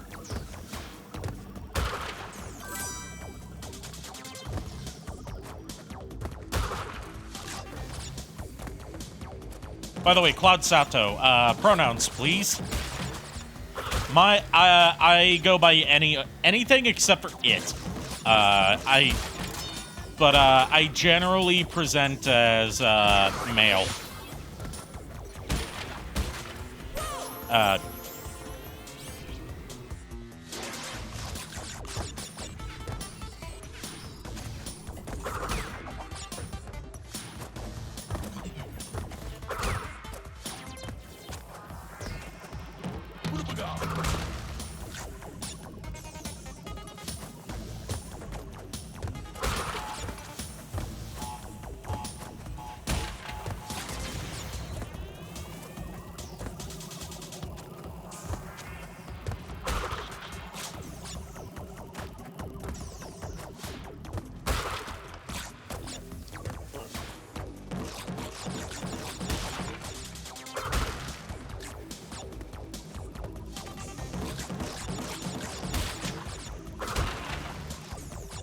Speaking of, and Cloud Sato, since you brought up being the straight man in comedy routines, usually JKR here has to be the straight man in our comedy routines, because I'm just too much of a wild card.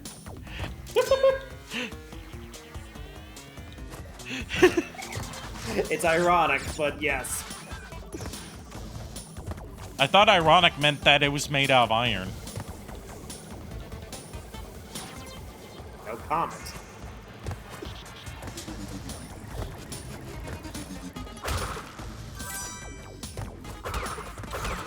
That's why one of my favorite superhero movies is Ironic Man.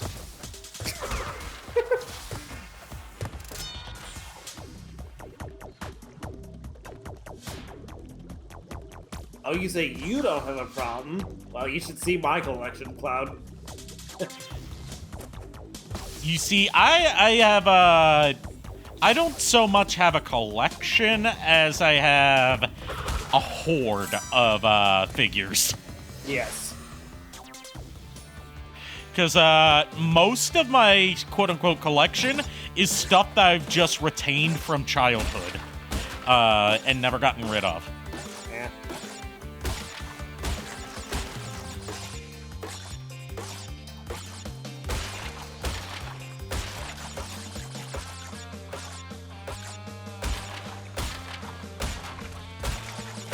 You like Blank Man, Kira? You know who I like? Melt Man, with the power to melt.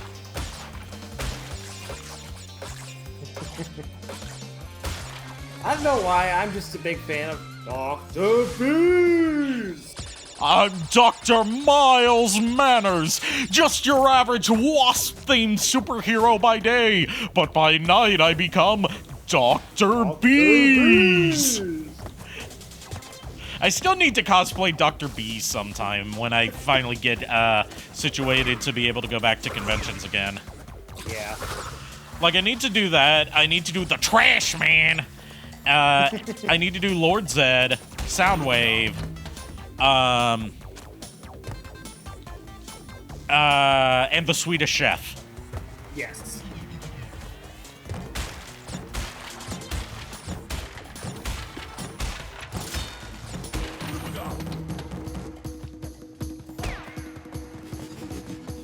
Oh, and Krauser from Detroit Metal City, which is one that I've been wanting to do since, like, 2011. Oh, wow. And I have some of the parts for it, I just never hunkered down and got everything else I needed for it. One thing is I need to get a new wig for it, because the wig I currently have that I originally wanted to use for it is too matted and gnarled. Like, it's beyond salvaging at this point.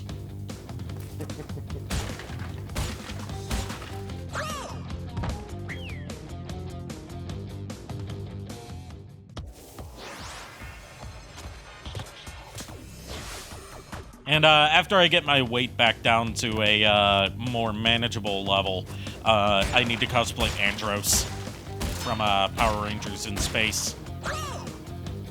Yeah, I feel you're there about the weight thing, honestly, because I've gained more weight than I'd like to admit. I gained back all the weight that I lost over the past year. Yeah. And I'm very disappointed in that. Yeah, that's sad. Andros, the first Red Ranger I knew, and my favorite Red Ranger. Never forget you first.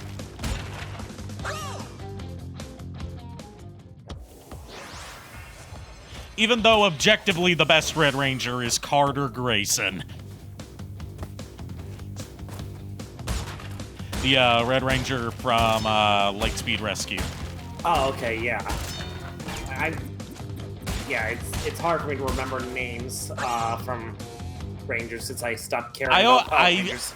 I only remember Carter Grayson's name because Linkara's History of Power Rangers single-handedly 180'd the entire fandom's opinion on Carter Grayson. Because, like, before History of Power Rangers, everyone thought that Carter Grayson was just kind of a boring, generic goody-two-shoes character. But Linkara pointed out that, like, he is so dedicated to being a hero that he will, like, ram monsters with his Zord in vehicle mode instead of waiting to do the Megazord sequence. Or he'll fire a blast with two super powerful weapons that is powerful enough to kill him at point-blank range just to ensure that the monsters are destroyed. Yeah. As I recall, the monsters in that series were called Demon. Yeah, they were demons in that series. That's actually what taught me the word demon. Yeah. It wasn't church, it was Power Rangers.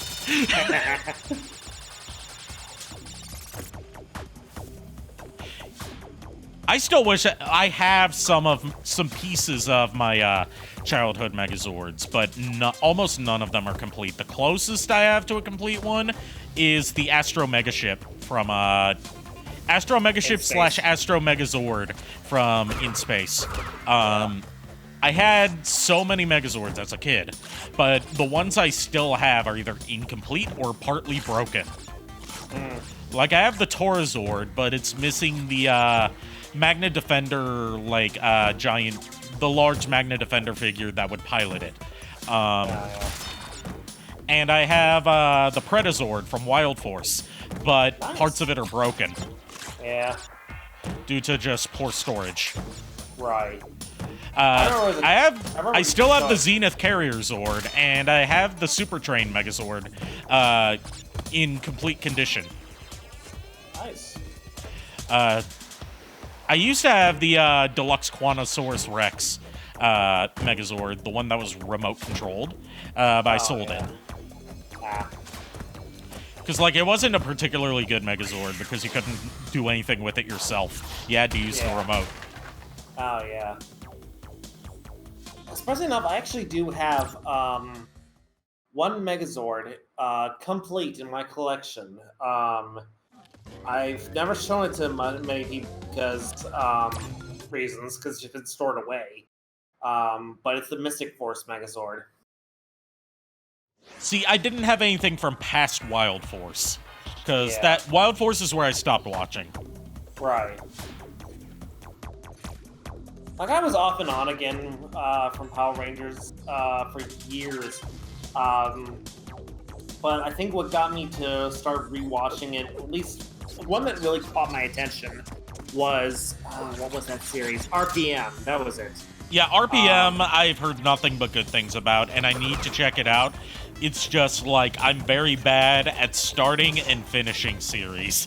Yeah. It's why I've only gotten through part 1 of JoJo's Bizarre Adventure.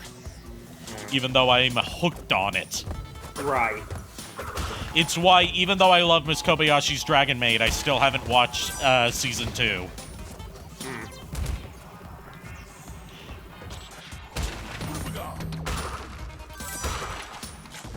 You know what? I'll give my hot take on Miss Kobayashi's Dragon Maid the anime versus the manga. I prefer what they did with Ilulu's design in the anime versus the manga.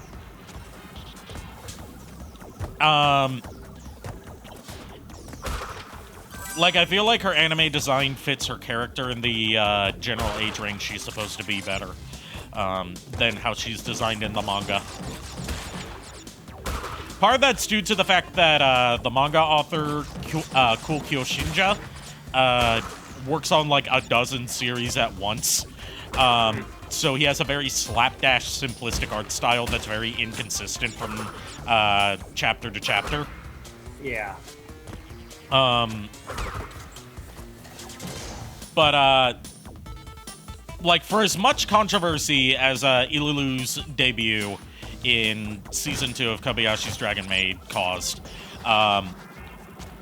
they made changes to her proportions that made her look more like someone who's short but also very busty, versus the manga where she just looks like a toddler with gigantic booba. Oh, jeez.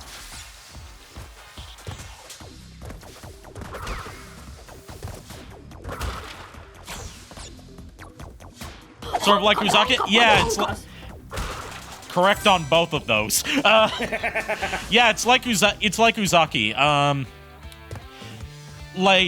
For me, it's like, when you're talking about the anime and how she's portrayed as far as the writing goes, not counting her design in the manga, she's supposed to be a short stack rather than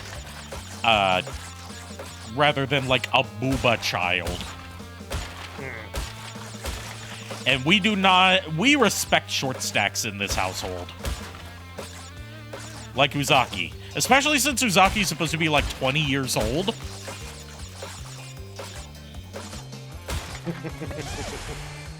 Like all the fucking Twitter discourse about Uzaki's design because she's short. And I'm like, she's 20 years old, she doesn't look like a child, she's just like shorter than the main character who's pretty tall. Yeah. And Japanese women tend to be short on average. 18 at the start of the series? I couldn't remember. I haven't watched the anime, and I've only read a little bit of the manga.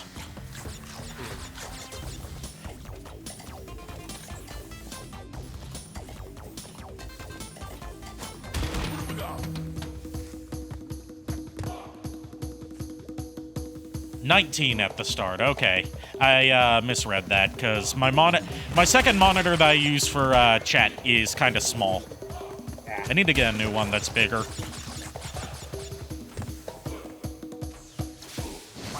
Because I am finding out very quickly that having to look at a 21-inch monitor from a good 6 feet away makes it hard to read stuff. Yeah, that's a no good. Without me having to increase the display scaling to like 150%, but then that fucks up OBS. Oh,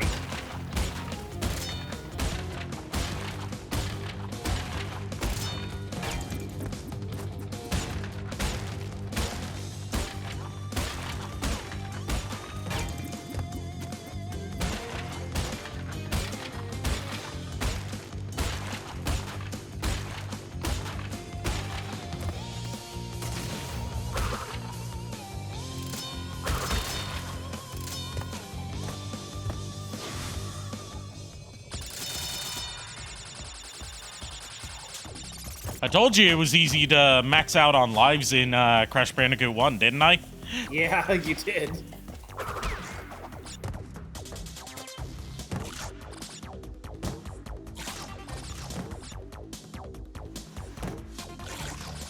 Oh yeah, I know it's been a while since I've talked about like actual gameplay improvements that the Sane Trilogy version of Crash 1 made, but in the PS1 version of Crash 1, you didn't have an in-level counter for how many boxes you had broken.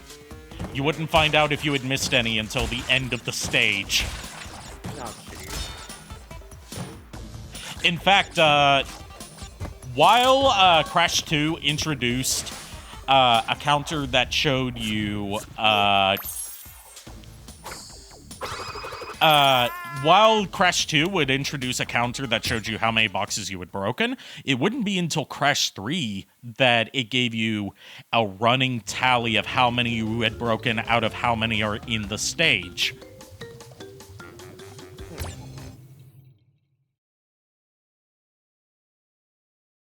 Also, like, talking about the way that Crash presents its progression of its story without cutscenes, I like how once you get to the third island, you lose the beautiful jungle landscapes and ancient ruins and stuff like that, and then you just go into these dingy industrial power plants. Yeah. And you see Cortex's face everywhere. Like, it's totally really it's conveying to you entirely through the level design that you're getting closer and closer to the final battle with Dr. Cortex. And I like that, integrating the storytelling into the gameplay.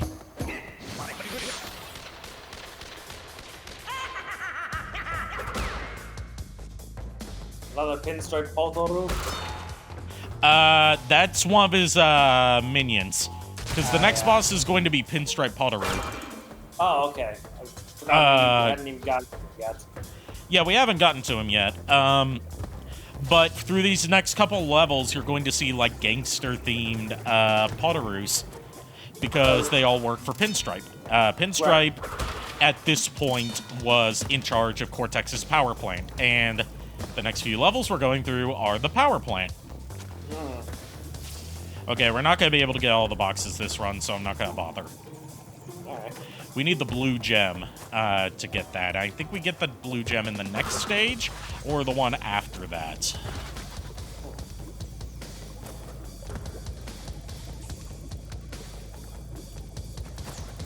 Donkey Kong Country 1 does it. See, I haven't played much of the Donkey Kong Country games, or just Donkey Kong in general. The Donkey Kong game I put the most amount of time into is Donkey Kong 3 for the NES.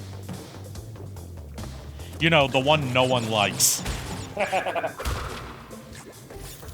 The one with everyone's favorite Donkey Kong protagonist, Stanley the Bugman.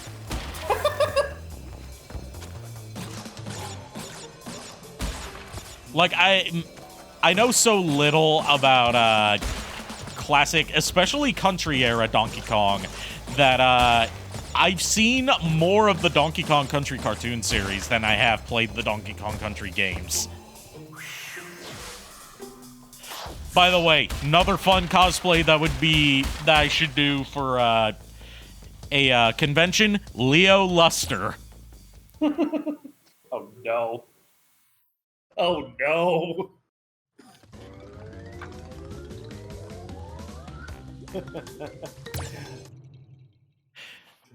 The only hard part of that would be styling the wig. You would need so much hairspray and hair gel for that. Just like, it's a good thing that I've stocked up on got to be glued styling glue. Lulu, welcome back. Yeah, we're still at this.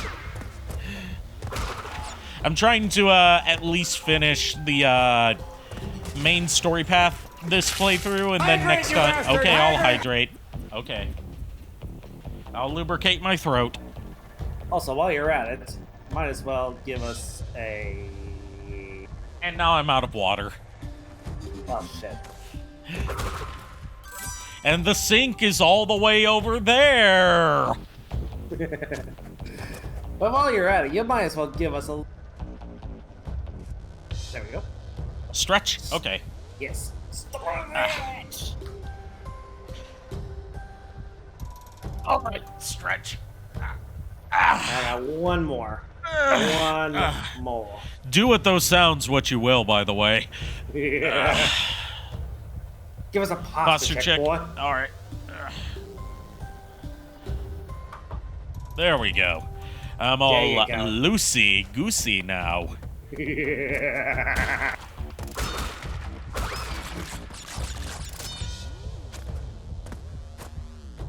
How does that strong bad and Homestar line go? It's like, makes me feel all loosey-goosey. If you don't shut up, I'm gonna start getting a little hunchy-wunchy.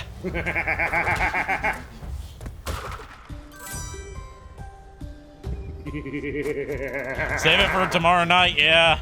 Yeah, tomorrow night's going to be the, I'm going to say it, grand climax of Smasher Pass Pokemon.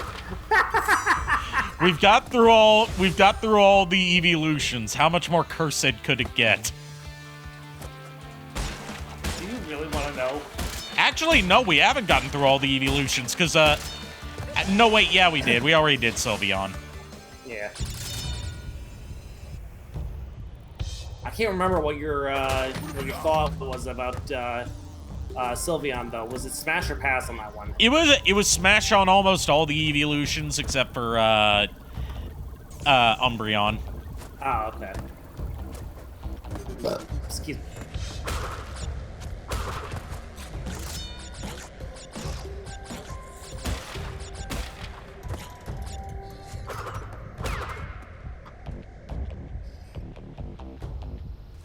Hi, Billy Mays here.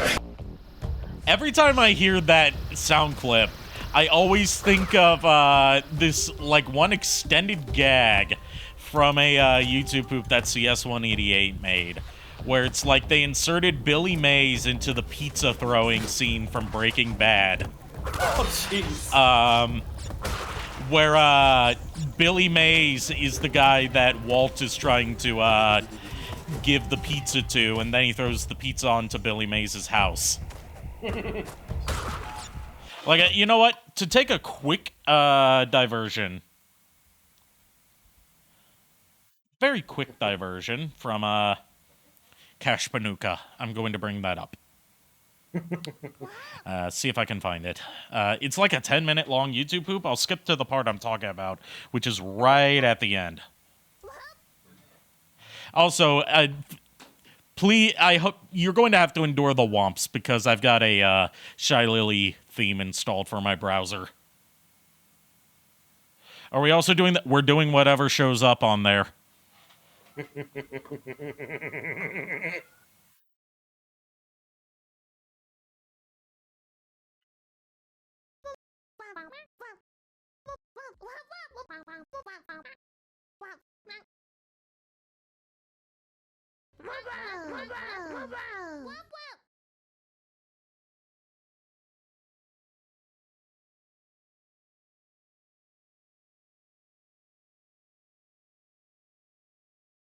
Let's see, now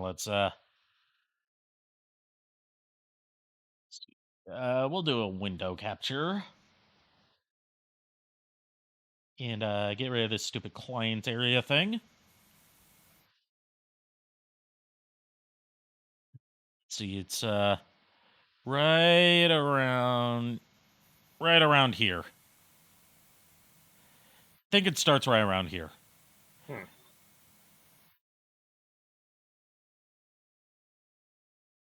And I'll have to screen share this to you too, I just realized. Yeah. Okay. Let's see, we'll switch windows to that. Boom. Bada bing, bada boom. There we go. All right. There we go.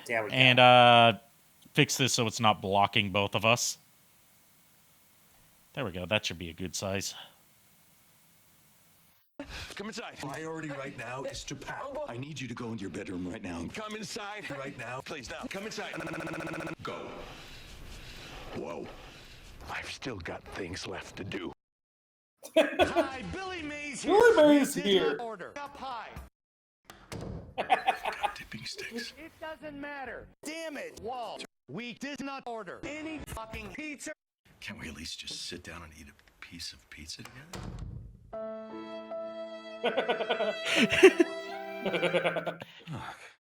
Good. Go away right now.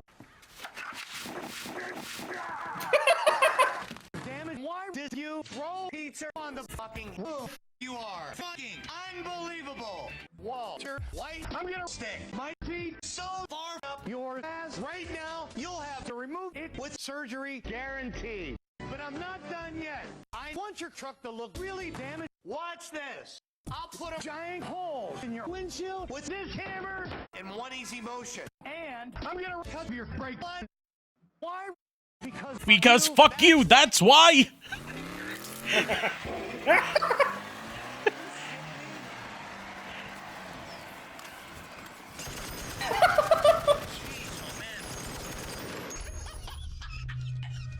Wow, what a day.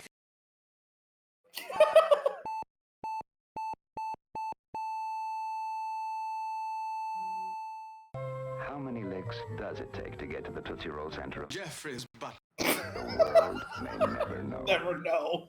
I love that. I forgot about that. I'm like, God damn. I should do a stream sometime where it's just us watching YouTube poops. Yes, I'd be down for that.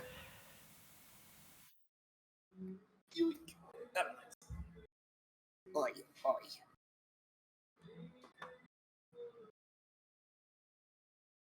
Change windows.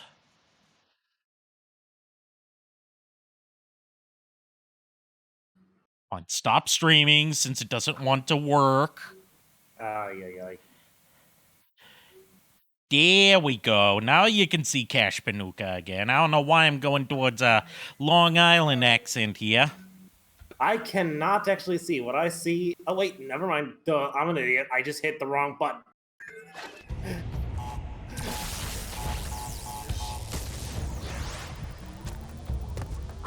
Well, that was a shocking death.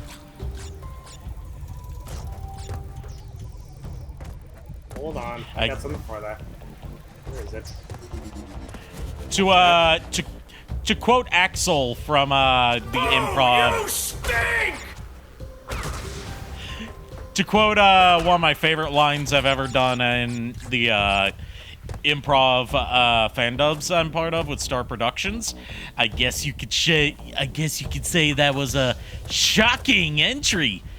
It was fire, you fucking idiot. And makes me uncomfortable. This is impressive, disturbing, and makes me uncomfortable. Okay, let me ask you this, Kier. What about this is impressing, disturbing, and makes you uncomfortable? Please tell us. I'll tell you what does. Me not getting... Oh, yeah, that's right. It's because, this is a color gem stage, isn't it? Damn. That sucks. There we go. I hate it. I hate it so much.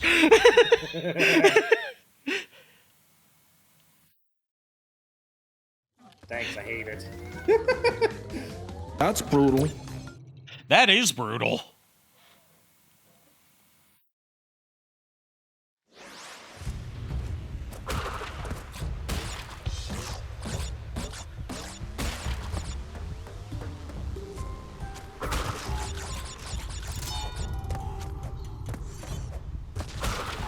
Pizza time. You know, I've got pizza now, but I haven't fixed it yet.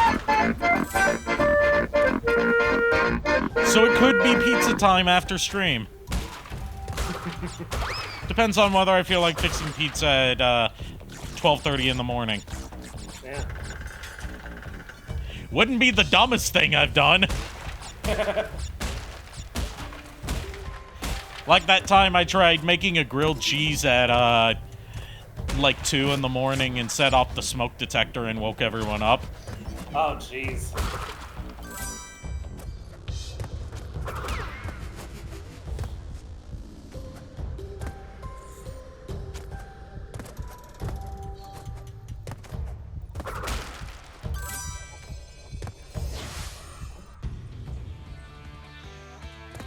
Task failed successfully, exactly.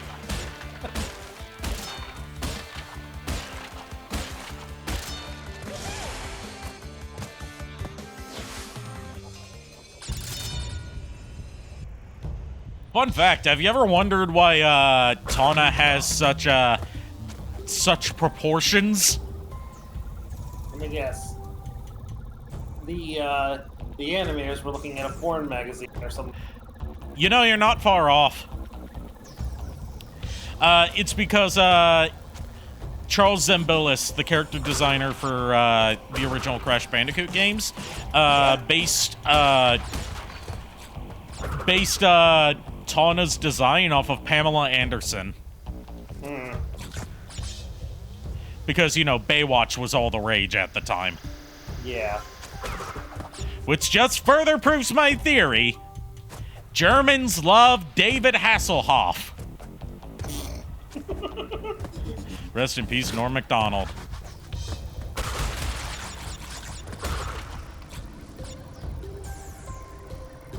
We're doing the Megaforms and Hisuian Pokemon? Okay.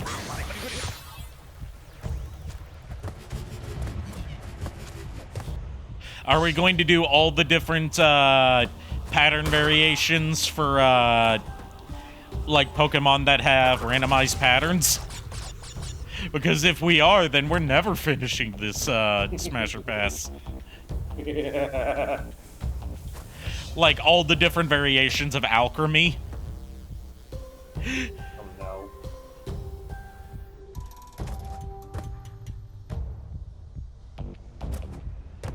Also, I knew for a fact that people were going to loot Alchemy as soon as she was revealed. Or I should say, as soon as it was revealed. I don't think Alchemy is exclusively female, right? Yeah, I saw. I just didn't get to respond to you because I was, you know, starting stream. Yeah, Alchemy is like 18 variations, Spinda is like 2 billion. Oh, that's Alchemy.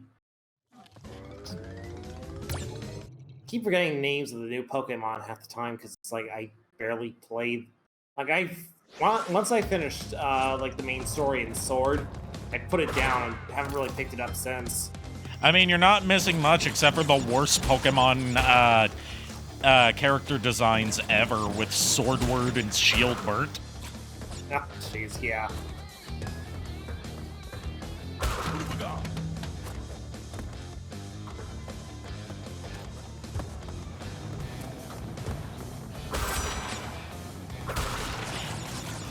Now, if they had made a third version of Sword and Shield, instead of doing a DLC expansion, you want to know who they should have introduced as a third brother to Swordward and Shieldbert? Gunther? Yes. There's already fan art of Gunther out there. His hair's in the shape of a gun. Yes, Pokemon Gun when.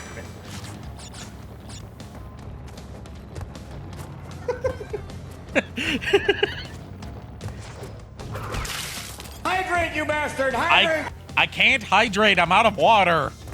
All I've got is Diet Beepus and coffee.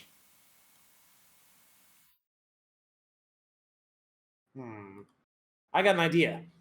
And now I'm out of coffee, so now I have is Diet Beepus.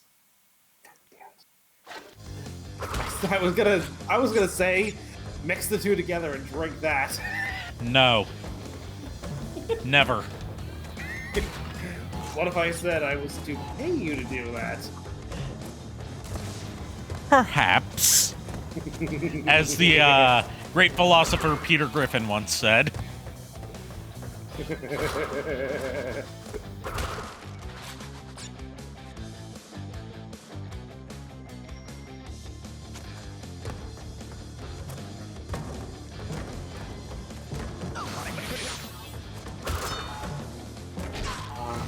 And there goes the blue gem. I love how you just flat midair. Yeah.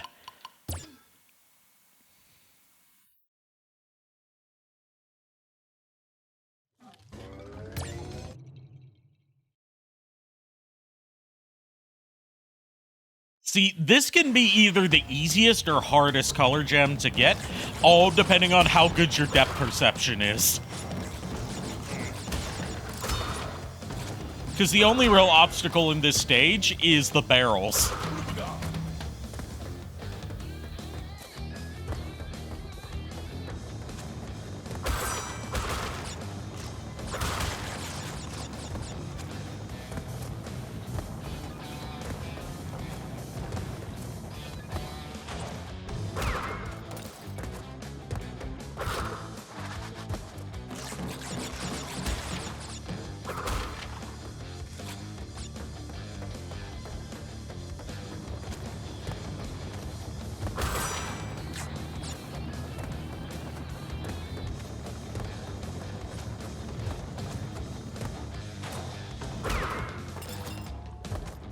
Alright. We're getting through this pretty good right now. I probably just jinxed that. I was just gonna say, don't jinx it.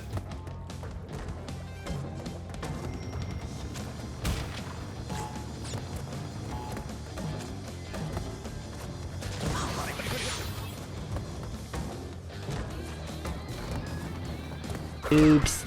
You broke it. Yes, indeed I did.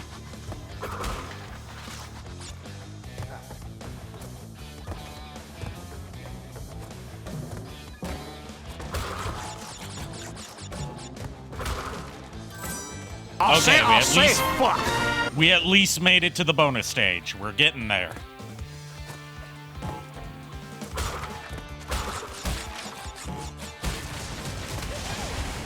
Also, one last quality of life improvement throughout the entire Insane Trilogy that's not present in any of the PS1 games that you might not have noticed.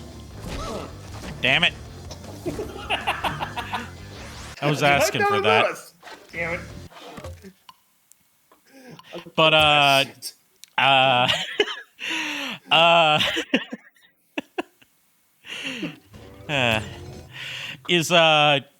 TNT crates don't behave correctly in all three of the PS1 Crash Bandicoot games. And by that, and it extends to nitro crates as well. If you set off the detonation for a TNT or a nitro crate and then go too far off screen or, you know, expect it to break a wooden box that's nearby, if you're not anywhere near it when the explosion happens, it will not trigger the destruction of nearby boxes. So, TNT explosion chains don't work if you're too far away from the explosion. It'll just detonate the one box and leave the others near it unaffected. Oh yeah, I remember that. That's a thing that was not fixed until, believe it or not, Crash Bandicoot Wrath of Cortex for PS2. So Naughty Dog never fixed that. Damn.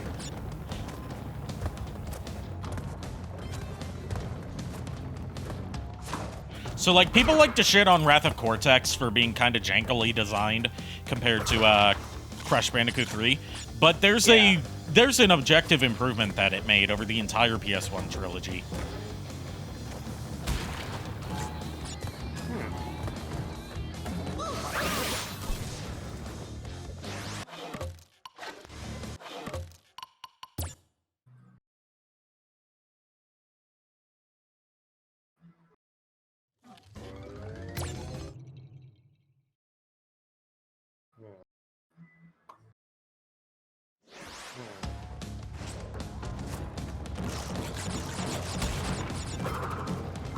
How about this? If I die one more time, I'm subjecting myself to a song off of Corey Feldman's latest album.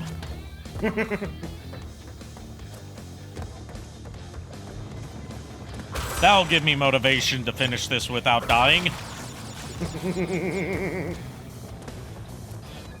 I'll hold you to it. I already know what song it's gonna be. It's gonna be the one that sounds objectively the worst. Oh, jeez. The worst song off of an already terrible album.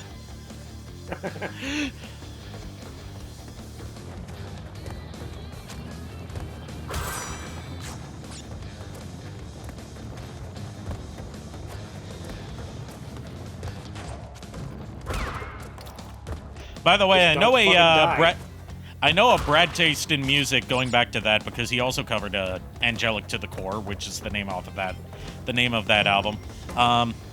He did a album stream disturbing, and makes me uncomfortable. That I think you might be interested in. And makes me uncomfortable. And that is he listened to every song off of Nostalgia Critic's The Wall. Oh, jeez. And he had never heard Pink Floyd's The Wall before.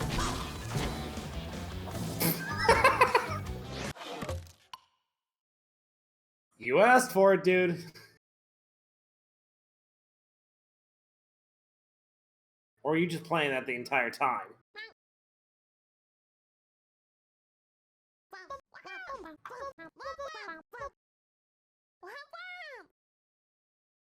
All right, if I'm gonna have to suffer, you guys are suffering with me. Yeah. This is We Wanted Change by Corey Feldman. No.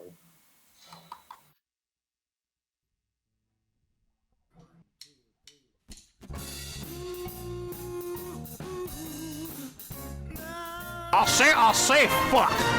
Yes.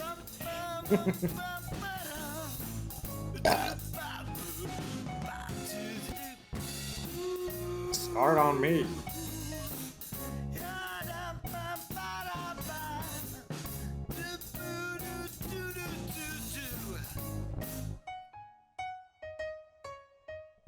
Late September, leaves are turning.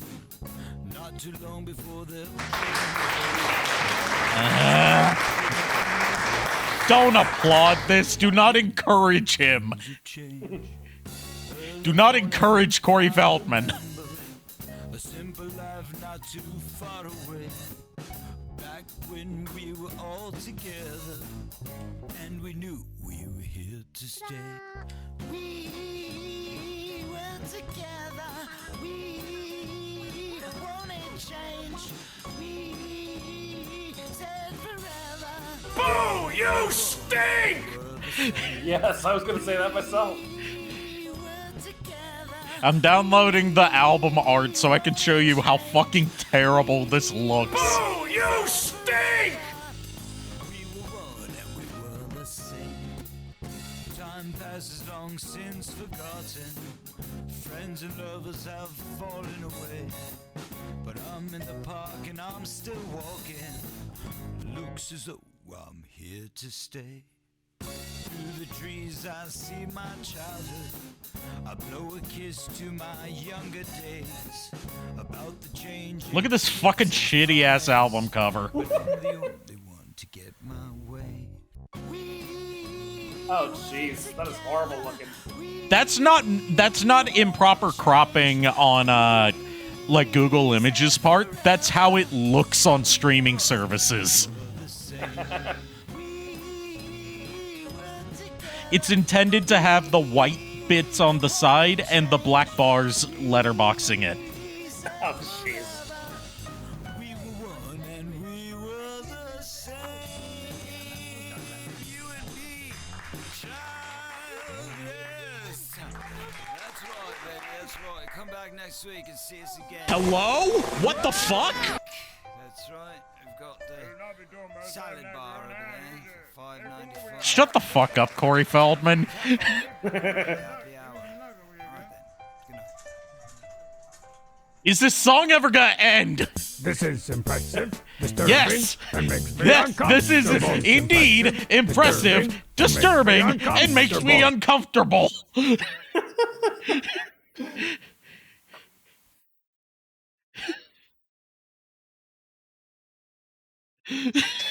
Fuck.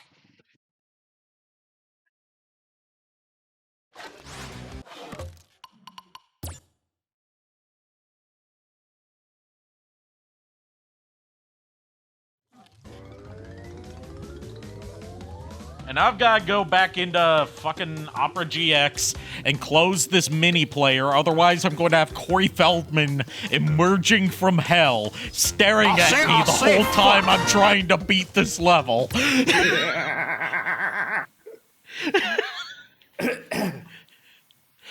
Don't let your children become actors, or else you might end up like Corey Feldman.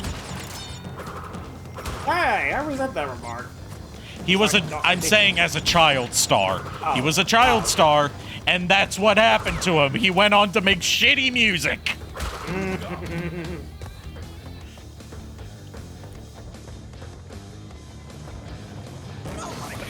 Nico's angry with me. What'd I do now?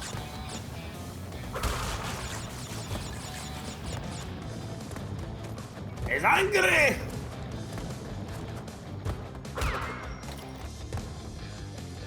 Every depth the picture gets bigger. I need to set up a sound alert for We Wanted Change. Just, like, make that a sound alert and make it the second most expensive thing I have. Yes. Honestly, what's worse? That He said or you John said Baker? he said I summoned Corey and we've killed us all. Anyway, what? Who's worse? What was your question? Corey or John Baker? John Dacre is at least not deluded enough to think that he's making high art. Right.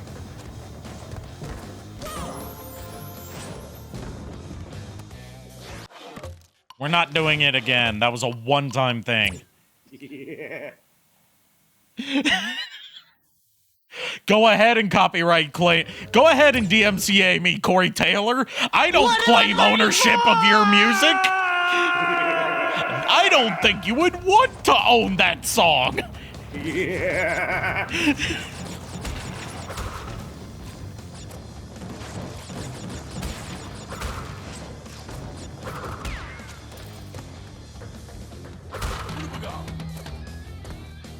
Every death that gets bass boosted. God damn it. You know, the scariest thing about that album is that, well, the album's already a fever dream, because every now and then it plays interludes where, like, it starts off with the 60s Batman, da la la la la la la, and then it transitions into a Charlie's Angels parody. Oh, jeez. Which, those are two different franchises. They do not go together, Corey. No, they do not. But, like, the album's over an hour long. And it's a double album, broken into two halves. The first half is called Angelic Funkadelic, and the second half is called Angelic Rockadelic. So the first album is like EDM and dubstep, and the second album is rock and whatever the fuck that was. I want to call it jazz, but that sounds racist to call something that white jazz. Yeah. Swing music. Jazz. Hooey! Ah, boobalishkas. So different in my native village. The soft music, violins, the happy people sitting on their balalaikas, playing their samovars. They would sing to me I can't say that word because it's a slur, love song. Like these. Listen. Kukaracha!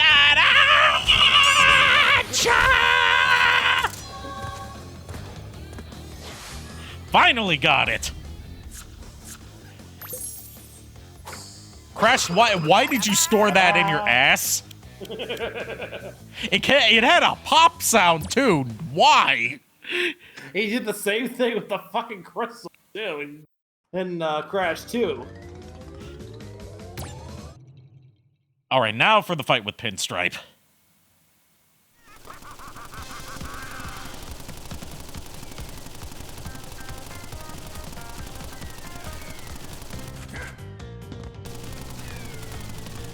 You know, I find it funny that Crash and Sane Trilogy kept all the guns in it, but Spyro Reignited Trilogy changed all the guns to like goo launchers, for lack of a better word, because they're not paintball guns.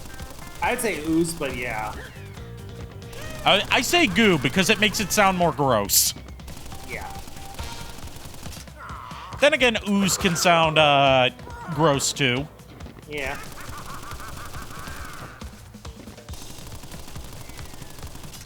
Besides, I think, I don't remember who it was who said this, but someone actually defended the change, and said that, it kind of made sense how it was like, the one thing that technically was, deadly to dragons was the ooze pools and everything in the Dragon Realms.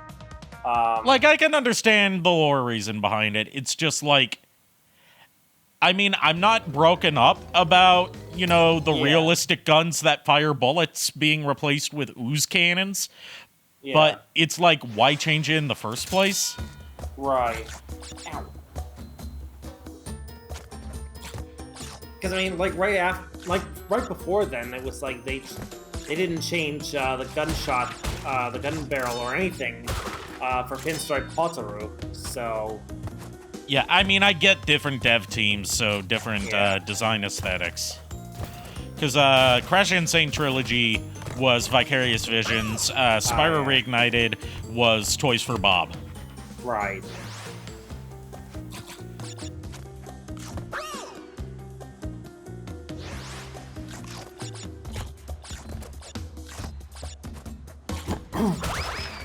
Also, if you've never heard the original Toys for Bob opening jingle, look it up, and it sounds like the entrance to Clown Hell.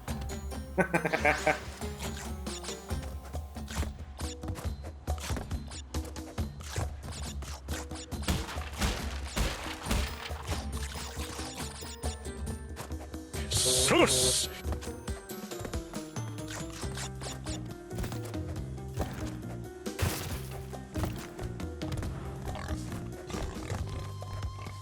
You know, I kind of liked. Now that we're talking about frickin' Spyro of all things, like I like. Oh, don't worry, we're going to be getting to Spyro eventually. This year's its 25th anniversary, so nice. I have to celebrate the 25th anniversary of the game that made me a gamer. Nice. But yeah, it was funny because the fact is like I liked a lot of the design changes for some of the characters. Truth be told, I kinda like the new design for artists in that one level, in that one world in Spiral 3. Where it's like they turn them into hipsters. I just think that's They turned the like they were kind of like hippie like in the PS1 version, but they changed them into fucking latte drinking millennials with man buns. Turn them into what? I didn't hear you. What the fuck? They turned them into fucking latte drinking millennial hipsters with man buns. Yes. Which I thought was just funny. I'm not exaggerating for, you know, comedic effect. They literally carry lattes with them. Yep. It's like, we get it. You're making it for a younger demographic, and that's like the closest thing we have to hippies in the modern day. Yeah.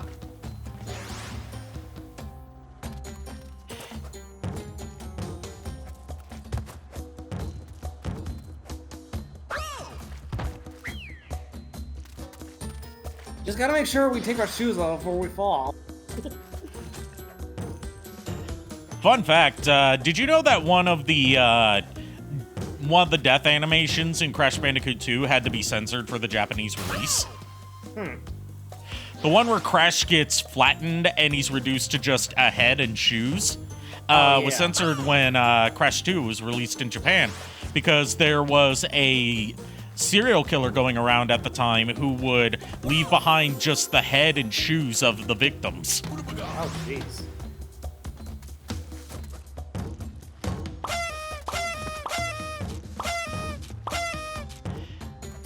I didn't know we were celebrating Japanese serial killers, but go off, I guess.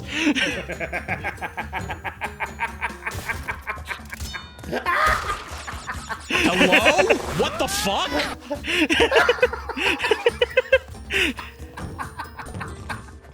God damn it.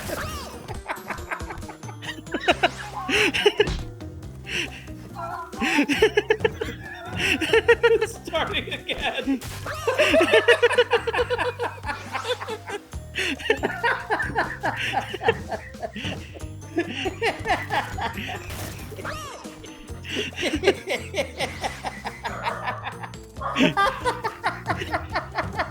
You gonna be okay there?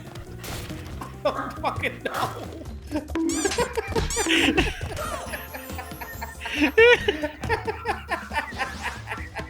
Breathe. Breathe. Breathe in, breathe out.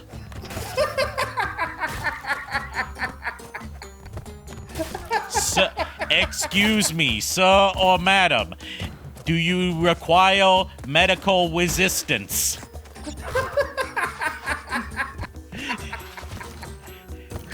I don't think you're probably doing that. You're worrying the pupper.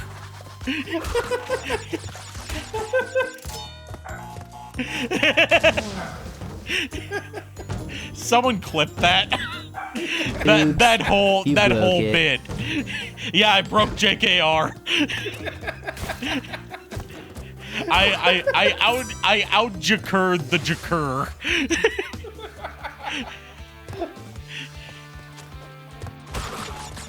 That's the first fucking time that's happened on stream.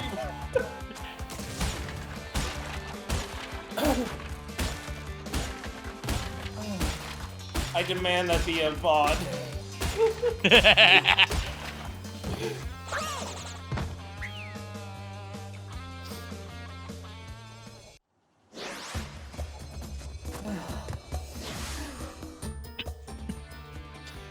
Like, yeah, I don't know what's wrong with me. This happens, like, since I was in my early 20s. I don't know what happened. Something happened where it was like someone said something so fucking stupid, or that I couldn't help but laugh at the whole thing. And I just couldn't stop laughing. I was turning red and almost blue in the face by the point in time that I stopped laughing. People were like, what the fuck is wrong with you? And I'm like, I don't fucking know! You're not supposed to get high off your own supply of Joker toxin. I'm supposed to be immune to that shit.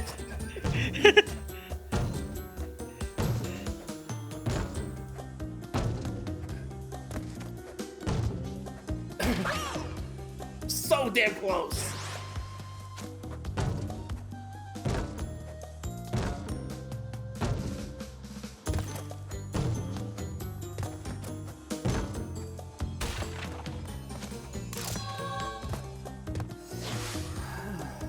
Finally. And I gotta check something. So you reboot the audio engine, make sure that sounds are working correctly, because I was getting like slight cutout every few seconds.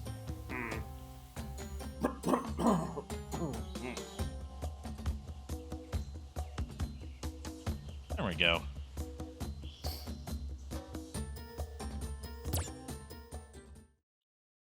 I can't take the perfect screen seriously in Crash 1, no matter what version, because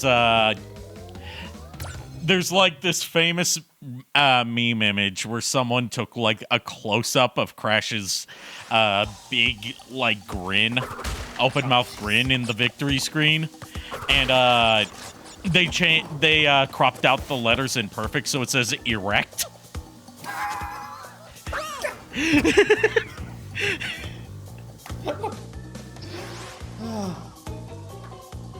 It's not happening again, guys. Don't try it. It's not gonna happen again. And now my tracking's spazzing out. Oh no. Oh no.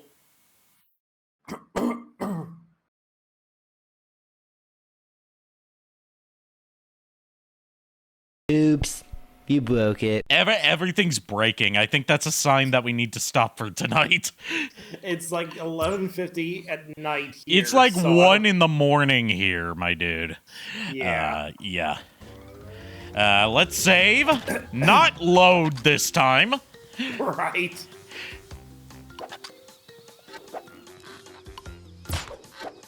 I did not hit her. It's not true. It's bullshit. I did not hit her. Thanks everyone for joining me tonight and for joining in on the utter chaos that tonight has been. And yeah, we're not gonna raid anyone tonight because it's too late. No, we're gonna raid Nade because I don't get a chance to do that often. See you tomorrow night for the climax of Smasher Pass Pokemon, and until then, unpleasant dreams. Nighty night. Also, don't you mean tonight? God damn it.